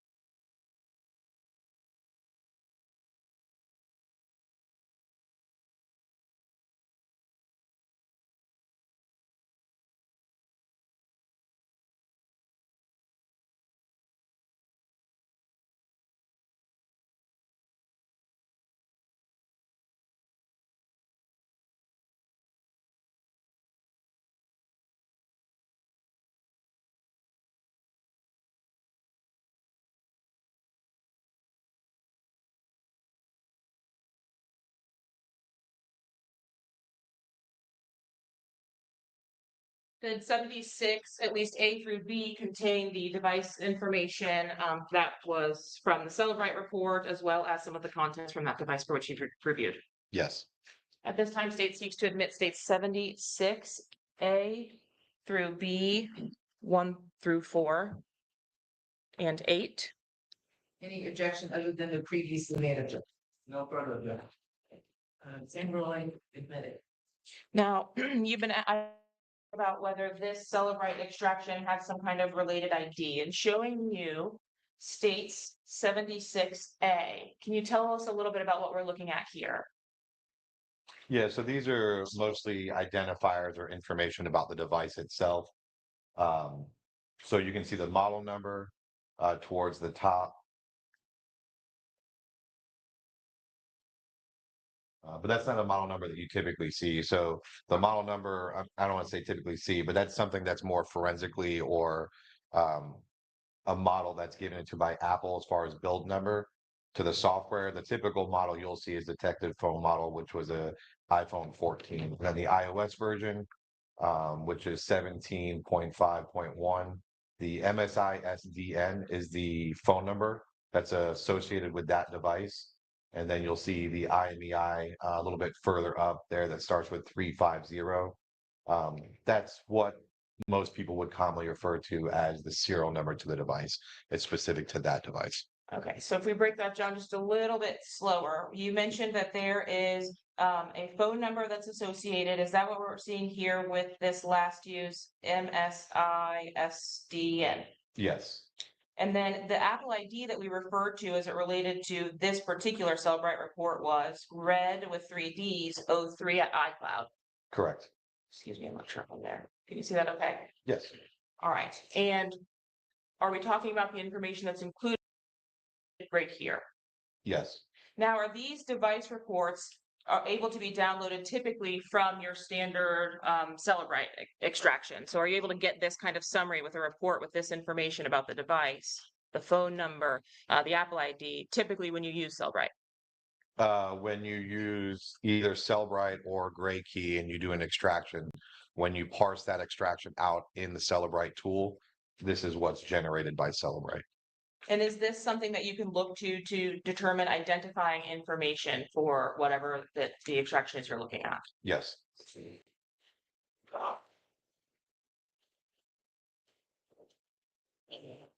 Does that also include specific account identifiers? So for example, if there is an Instagram account that's documented on the phone or a TikTok account, is that information that can be included on these device reports? Yes. And do we see an example of that here with the Instagram at 14, line 14? Yes. Instagram has identified, I'm sorry, Celebrite has identified an account associated with Instagram and then the usernames. At the top of these columns that are provided in the device report, are there several different categories of information that have been created by the Celebrite software? Yes. And does that include creation time as well? Yes. Are you able to tell me anything about that creation time? Not specifically that one, no. Okay. What about UTC in the creation time itself? Yes, so UTC refers to Coordinated Universal Time. So to put it in the easiest explanation is that all of the times, as far as we're concerned, is generally around Greenwich, England. So just say England as a specific place. So we're currently in Eastern Standard Time. So depending on daylight savings time, we're either -4 or -5 hours from England. So if it was midnight, it would be 4 hours behind, and then pretty soon we'll be in fall. So we fall back another hour and it would be 5 hours back. So forensically, we often leave stuff in UTC time when you look at it, because it makes it easier when people are communicating all over the world and you want to make it relative to where we're currently at Eastern Standard Time. It just makes it easier when you're doing things on a time log. And that is what you prefer in forensics when you all look at the information. It makes it easier because if someone in, let's say, California was talking to someone in Florida and you're using two different time zones while trying to tell a story, it makes it very difficult. So we try to leave it all in one time zone. What about for the detectives that you work with day to day? Does it make it easier for them to do the calculations when you actually provide these reports to them, or do they contact you often to There have are assistance?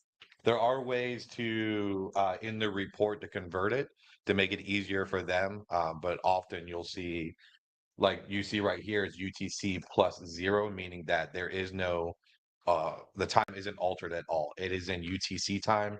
So it being June, it being Eastern Standard Time, you would have to minus 4 hours from the time you see. Now, I'll show you some examples of that modification here in a bit, but there is ultimately a way for the device for you to update the time zone to the current time zone or the time zone that the device is in. So the time zone that the device is in, I would say the time zone where you're at would be more correct, because the problem with time the device is in, the device doesn't store in what we refer to in forensics as local time. So if the device is in Florida today, but California tomorrow, it doesn't store it in those two time zone. It stores it in UTC or whatever time it is, but it comes back to a UTC time. And then based on where your phone's time zone is set, which often is automatically set, but you can go in and manually set it as well. It will minus 4 or 5 if you're in Eastern time zone, and that's what you see on your device, but it's not stored in your local time zone. But you are able, there is a mechanism to view the information that is pulled or view the report with the modification to the from UTC to Eastern Standard Time. Correct. This tool, Celebrite, is used worldwide. So depending on what time zone you are in, you can choose to set it at -4 for Eastern Standard Time or -8 for Pacific Time. So you can go in there and go, hey, I want to view it in the time zone for the state I'm currently in, and it'll alter those times accordingly. There's been no request of you or no evidence to suggest or support that there were any devices provided to you where there needed to be a calculation for Central Time or Pacific or anything like that in this case. No. Now, and again, looking at the identifying information from this report, was there also something in line 16 as it related to a TikTok and the user ID information from there? Yes. What is the information that were provided from the TikTok column here under the user ID? It shows the user ID also being, I believe, Alicia Andrews 72. Now, when you look at specific items from inside of this report, are you actually able to pull, for example, a text message communication? Yes. Showing you states 76B.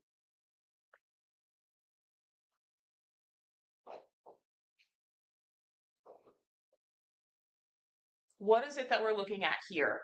What type of report? This is also a Celebrite report, and it shows a conversation or at least some messages that were sent and received.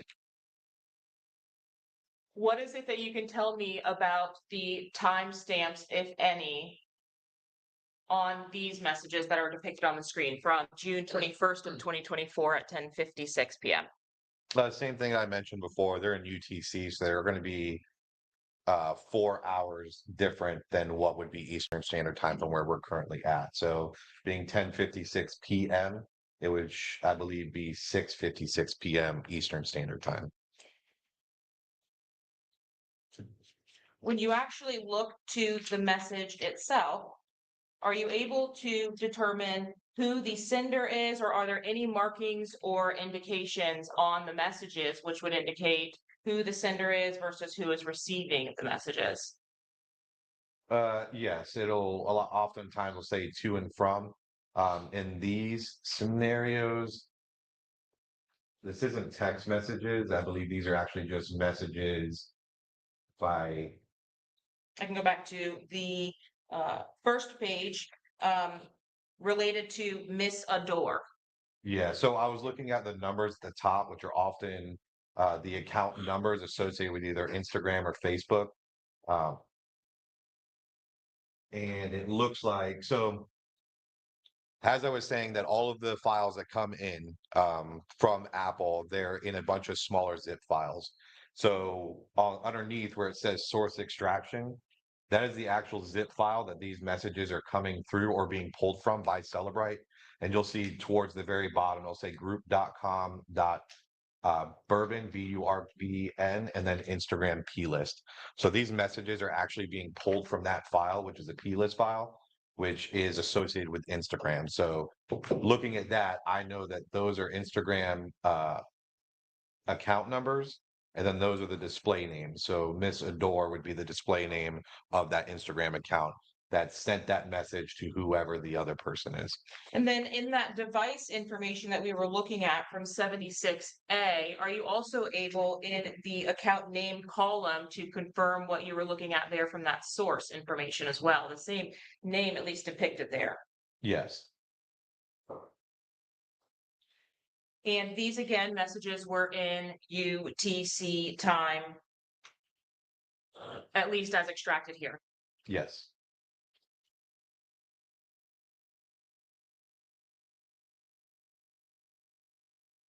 In states 76B2, is there also a category for something called transfers that you can extract a Celebrite report? Yes. And what is it? Is that what we're looking at here? Yes. Still, the data that comes in allows for some categories. Are these categories that are provided by the program or something that you would input or add? No, these are all, like I mentioned earlier, that Celebrite, the company, has parsed out whichever file contains this information, and they choose which category to display that in. Now, in this particular case, there's a source column, but it doesn't look like that long source code that we were looking at from the last exhibit. Is that different? It's just showing that it came from Cash App. It did come from a longer source file or file path. It's just not displayed here. And what are you familiar with Cash App? Yes. Is that a money transfer application? Yes.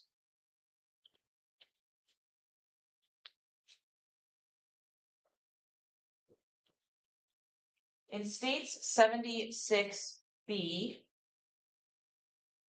are you able to see that? Yes.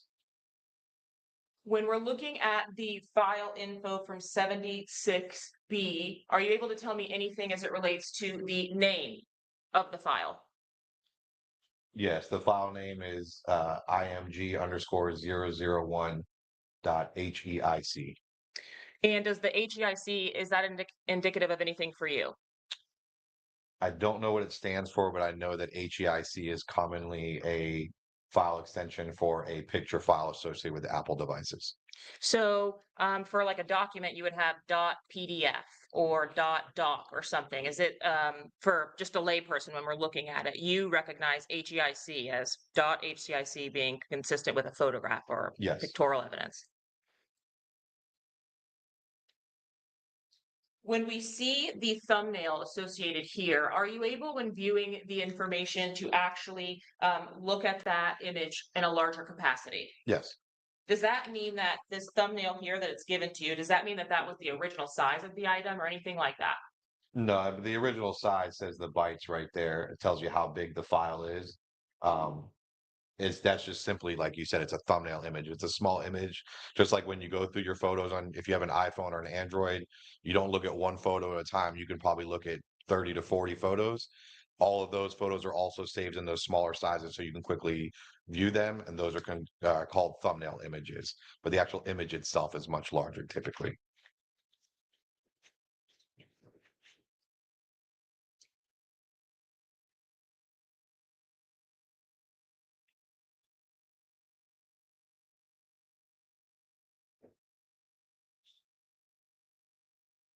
Can you see that all right? Yes. From that file itself, was this image consistent with the thumbnail attached to that extraction? Yes. And you can't tell me about the circumstances from which this photograph was taken. No. Can you simply tell me that this is a photograph that was on the device Yes. and was depicted in the extraction report? Yes. Do you have information about at least the created modified access dates here as it relates to this particular thumbnail?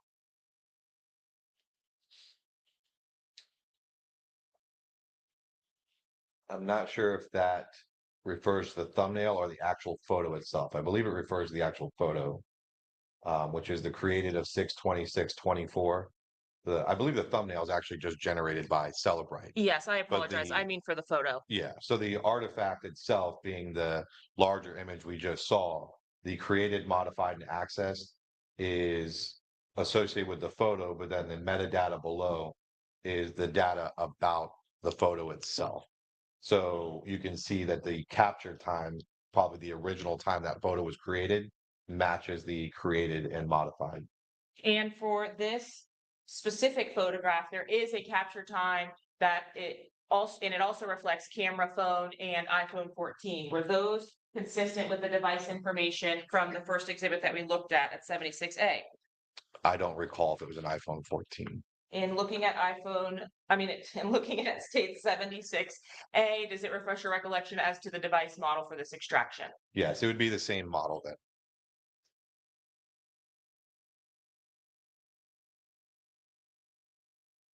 Did the capture time of 8:35 p.m. Is that indicative of UTC time in looking at the actual created modified access information? So the time is about 2 minutes difference, but I'm not sure if the captured time below is in UTC, but using the created modified times, it would appear that it would be in UTC. How about as it relates to the image that was actually captured itself? Is there any information from the image itself that we're able to ascertain regarding the potential time that it was captured? Yes, the phone itself shows that it was 8:35.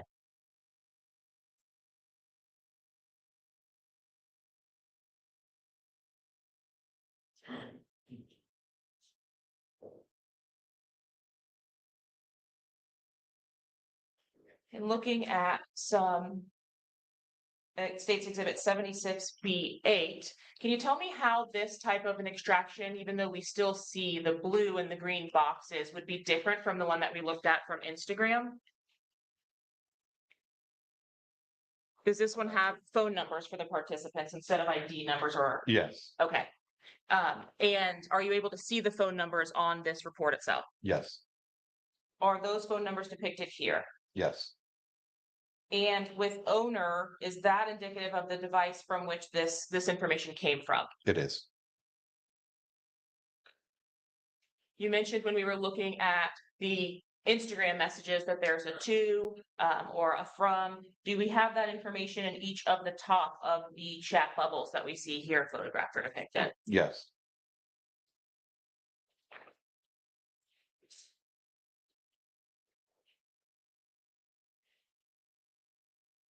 Can you tell me from whom the top message came from and what, if anything, it said?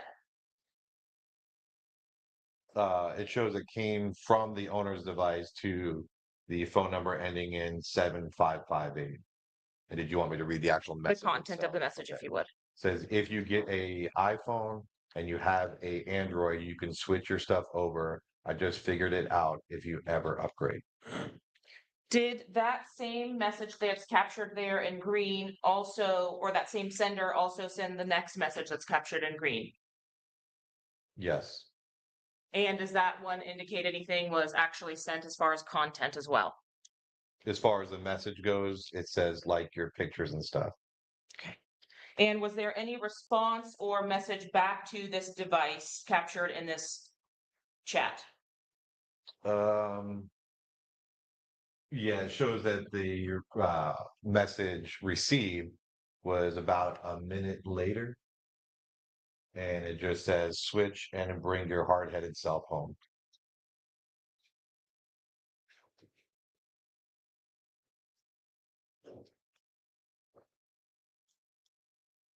Those messages that we just looked at, 76B8, were those and UTC time consistent with the device being or sending these messages at 8:39 p.m. on June 26th? Yeah, so this report or what you're viewing here has been converted to Eastern Standard Time. So the times would reflect Eastern Standard Time, and that's what the -4 means.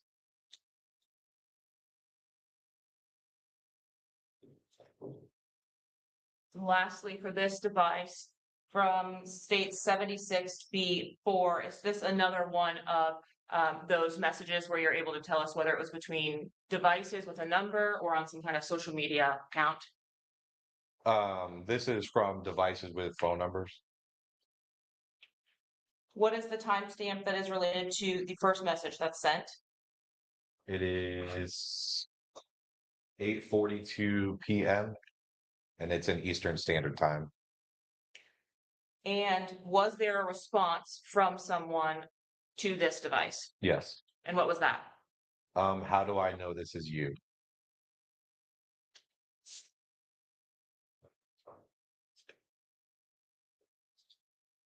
Can you tell us what we're looking at here on page 2 of that same exhibit and how it differs from the other chats? This is just obviously a picture message that was sent as an attachment in the message. And again, are you able to, when you see something that size, look at a larger depiction of that? Yes.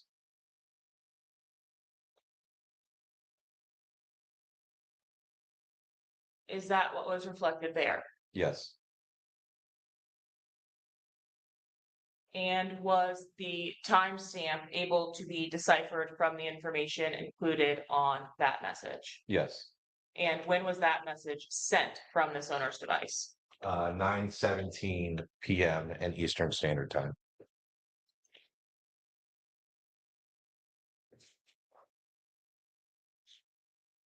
In addition to the Celebrite for Red 03, did you have an opportunity to review an Axiom extraction as well? That was a return from iCloud. Yes.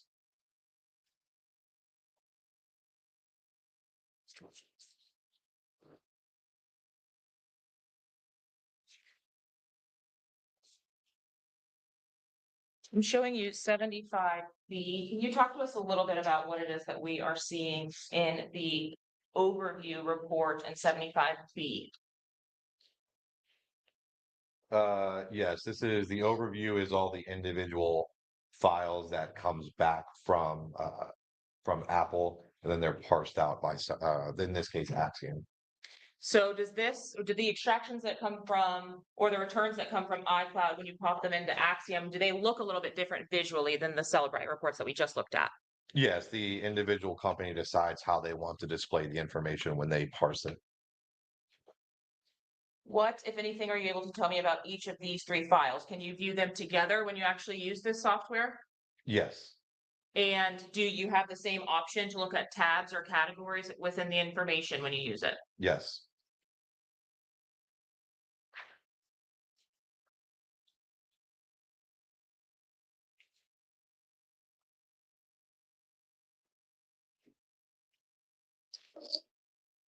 In publishing state 75C.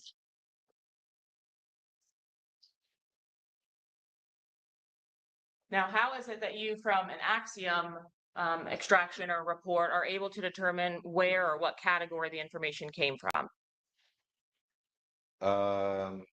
It would have the same file path at the end. It would show you exactly where it pulled from.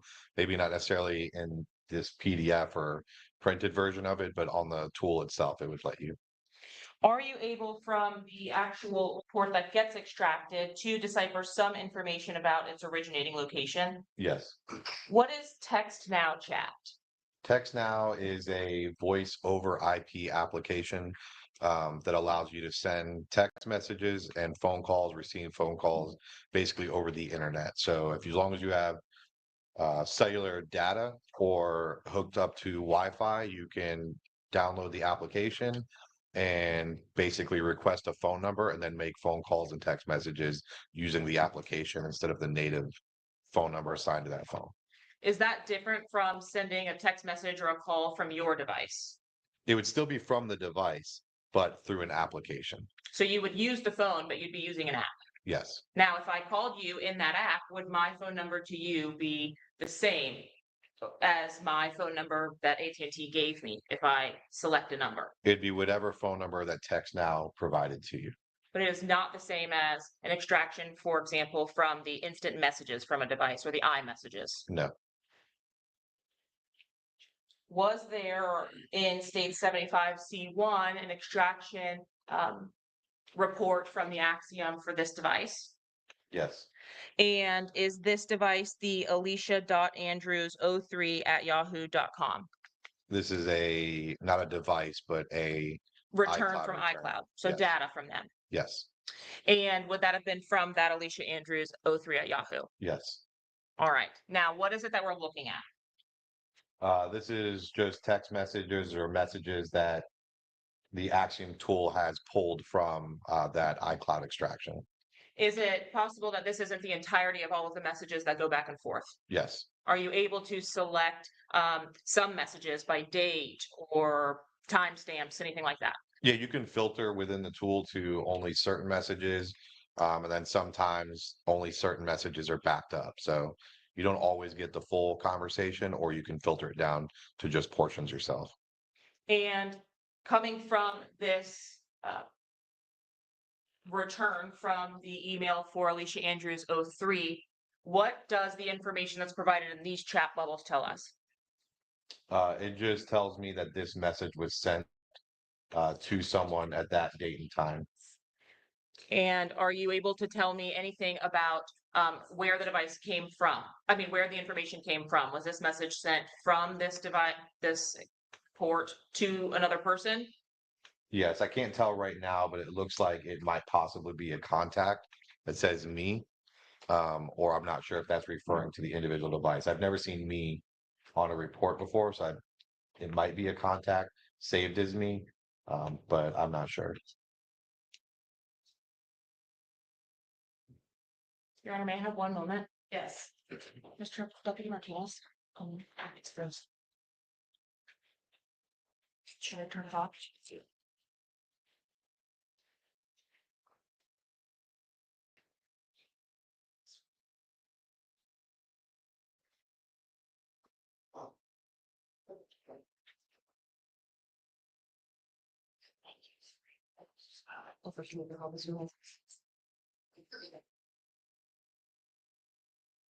Are you able to tell me about the dates that this message was sent? Yes, it shows that it was 6/17/2024 at 11:44 and 11:47 a.m. Now, as we move through this exhibit, all of these exhibits would have come from the data from the iCloud return that you received for the Alicia Andrews 03@yahoo account. Is that correct? Yes.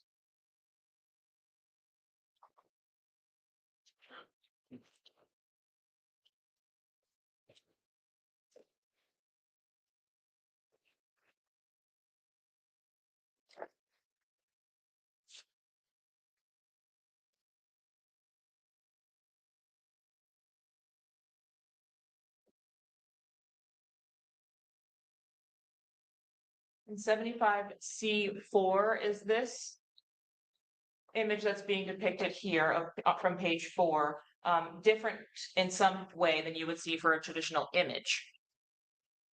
Like if it was a photograph? This image that we see here isn't actually an image, it's a video file, but the Axiom tool, so in my investigations, we go through hundreds, thousands, sometimes hundreds of thousands of videos. So instead of having to watch each individual video as you go through the tool, Axiom will display what's a preview of the video by giving you 8 frames from the video to give you a general idea what might be in that video. So you don't have to necessarily watch every single video just to find out what's in it. It'll give you a preview, which is what Axiom has done here, and then you could go watch the video itself. So in this case, we're looking at a preview that was generated by Axiom of the actual video file. Are you able to actually see the full video or even grab some of the frames from the video when you're pulling an extraction report? Yes, And is that what's indicated here from that same video? correct. Just a screenshot, basically, if we're using layman's terms. Yes, and I think even when you go back to the still frames where there was the 8 different frames from that video, you can see that it's very similar. Are you able to tell me anything about the date and time that this video was preserved from the data or file information here? It just shows the last modified and then more importantly, the EXIF created and how we mentioned earlier, the EXIF data is more data about the file itself versus a lot of times when you see created, access, and modified, that refers to that file being in a specific place at that date and time. So if you put a folder on your computer and you make a copy of that folder and put it somewhere else on your computer, those created date and times will be different because it's whenever you copied and pasted it. But the EXIF is specific to when that video file itself was created. So typically, forensically, that's the one we try to focus on if it's available. And in this instance, it is, which is 6/22/24 at 5:26 p.m. And are you able to say that that is also Eastern Standard Time based on the UTC information also provided? Yes.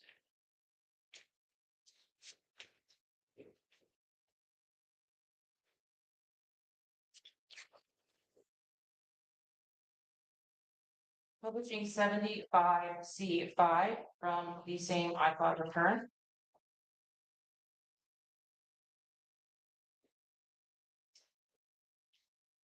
Is this an actual either screenshot or an image on the device different from what we've just seen reflected as a time reflected in the screenshot itself? Yes, 2:58.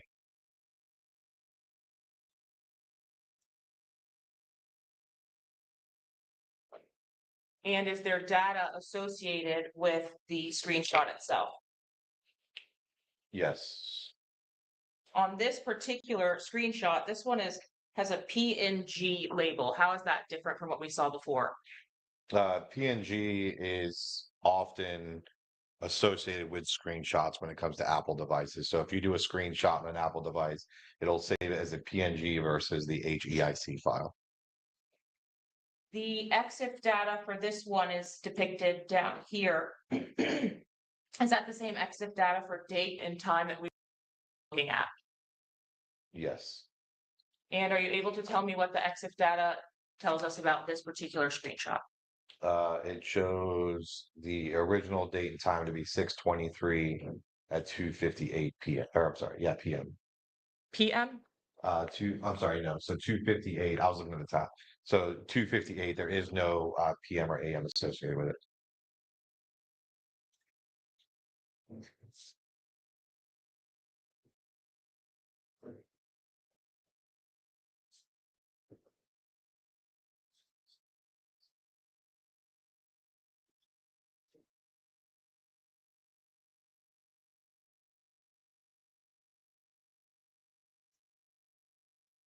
In 75C6.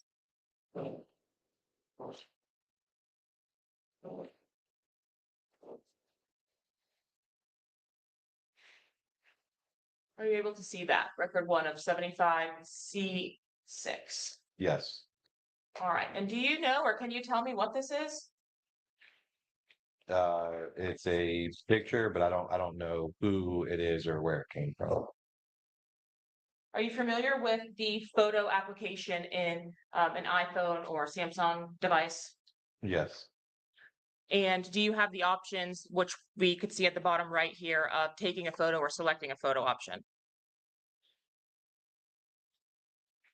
I believe that's just a selfie cam. I'm not sure if that's taking a photo or selecting a photo. To flip the camera on Yeah. the photo app. Yes. So if I clicked on or took my phone and clicked on the little camera that's on the home screen, I can open that to access the camera. Yes.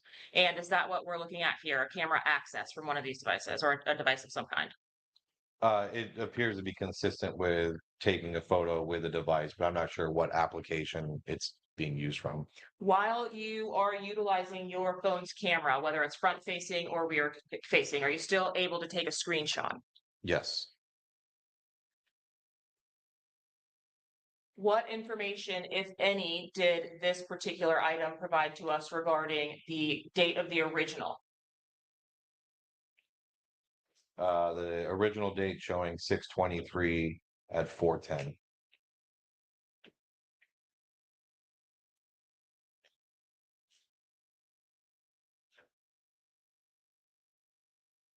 And I'm sorry, is that PM or AM or do you know? It doesn't show an AM or PM. Are you able to tell us about the ability to have military time or standard time? Tell us the difference between those two things. You can select military or standard on your phone, how it's displayed. And basically that being a military time is from 0000 all the way up to 2400 or 2359. So basically there is no AM or PM with military time.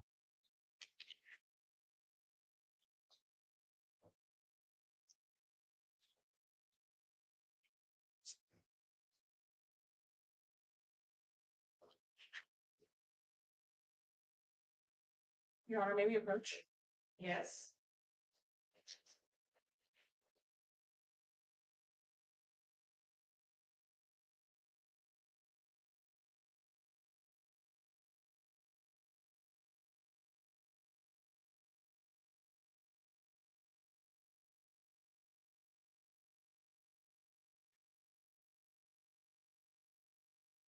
In 75C7, are you able to tell us anything about this return from iCloud as it relates to information from Instagram? Just that. Is this from, we're still talking about the iCloud return? Yes, the same return from alicia.andrews03@yahoo.com. Yeah, so again, Axiom being the tool that we used in this one, it identified different, I don't think where see where it came from, different accounts associated with, it looks like Instagram. Does Axiom allow for information regarding followers and following when it gives you a return from Instagram or information from Instagram? I cannot tell if these are follows or following, but it's obviously information that's backed up to Apple.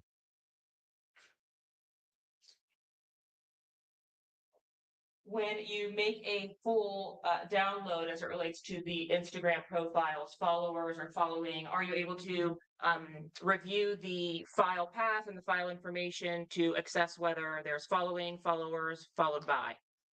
Those categories that Axiom gives you.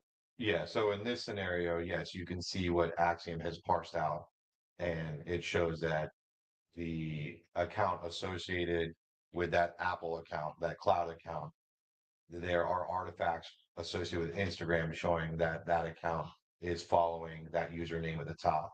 And you can see where it says following, yes, but they're not being followed back by that same account. So following, yes. Yes, The username account, Young and Ace, yes, followed by no. correct. There are 3 of these records. Is the difference between having record 1, record 2, and record 3, which indicate the same, each of the iCloud returns that we saw in the beginning here when we were looking at the backup evidence?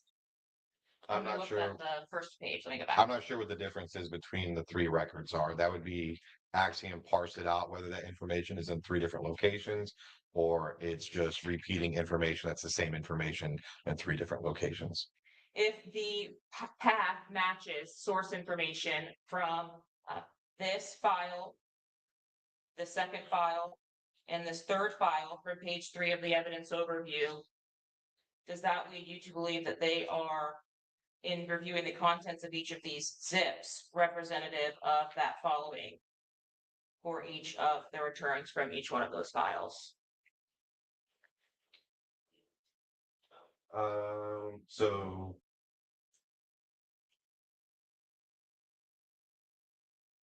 it would be more from the source. And I can see that the source looks, there's a lot of numbers in there to tell you exactly the same. But it looks like the source might be a little bit different, and that's why you have 3 records.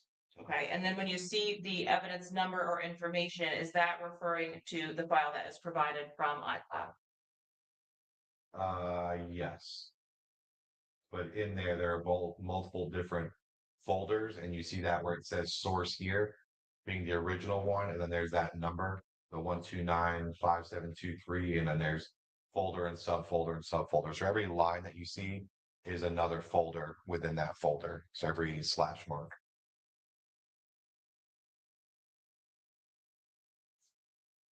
In 75C8, do we have the same type of following report or information that was pulled from Axiom? Page 4 of that exhibit for username Julio Foolio. Correct. And do we still have or also have those columns regarding following and is followed by? Yes.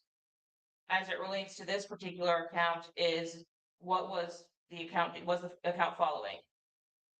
The device account was following the Julio Foolio, but Julio Foolio's account was not following back the user's device or user's account.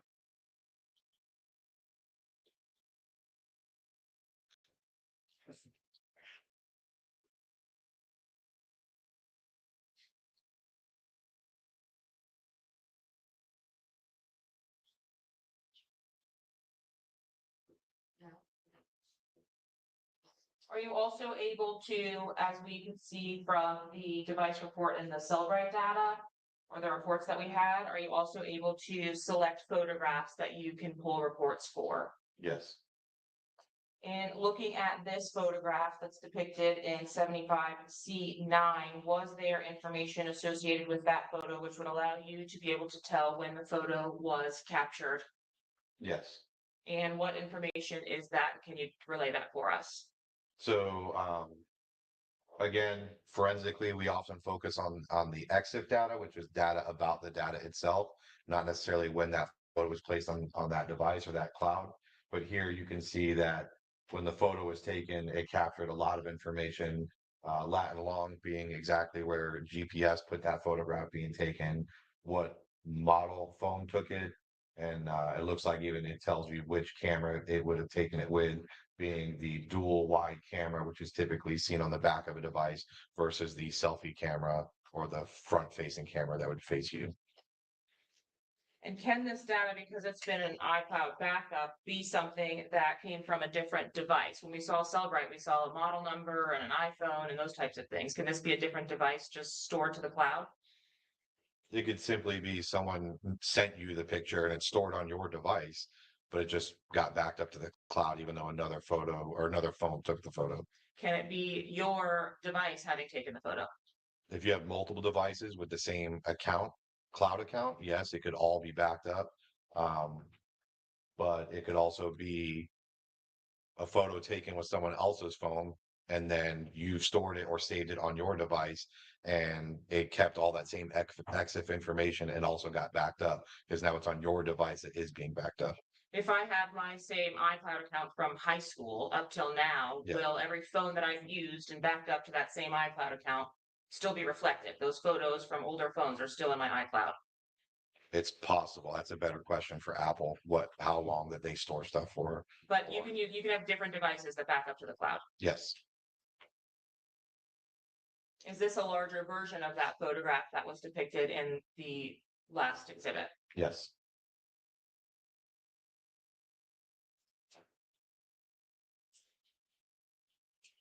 Same exhibit, was there an image captured April 15th of 2023? Yes.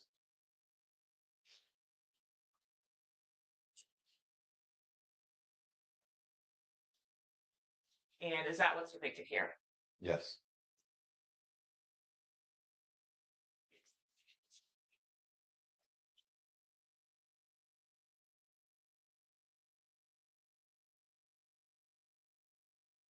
In 75C10, can you tell us what it is that this is representative of? These look like text messages between two devices. So these look different than what we looked at from Cellbrite. We don't have the convenience of the blue and the green. How do you know that the messages are going back and forth? Is there something about their placement? Yeah, so Axiom will place them typically right and left to try to make it look more like what you would see on the device. Sometimes there's colors that make it a little bit easier to see, which I don't see here. But you can also see received at the top where those ones are being received by that cloud account information, and it says unknown direction. So probably didn't parse or it wasn't provided in the plist files or databases that were given. But there is a number associated with the received by, Yes. and then the unknown direction, can that be from this person responding back to that received by? Well, received from, I believe, is the top number. Like that was, they received that message from that number. Yes, so if this text message is received from number ending Right. 7534, is this the owner or user responding to 7534? Correct. Often there isn't a number associated with the received by because the owner of the phone is simply the owner, doesn't need to store its own number. Are you able to tell me about the date and time from which I Don't Like the Town Center was received to this iCloud? It shows April 10th of 2023 at 8:38 p.m. Was there a response to that message? Yes. What was that? You hate everywhere with an emoji. We don't gotta sit in.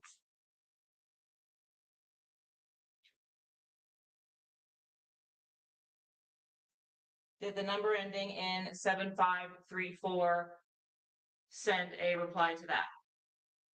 Yes. And what was that? 23 got killed in the town center. That's why I'm like out there. We still see the phone number that's provided for the person that's sending the messages to this iCloud, Yes. and we see their responses on the right from the person with this device. Yes.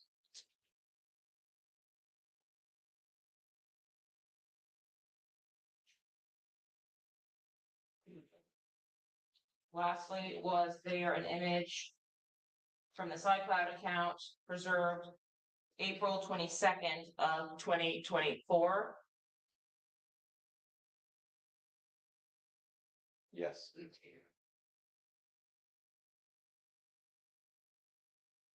And were you able to see that image in an enlarged fashion from the same extraction report? Yes. I believe that completes this particular extraction, Marge. Okay, very good. All right, members of the jury, it's 12:20, so we're gonna go ahead and take our lunch recess. We will reconvene at 5:30. And we'll see you then. All rise.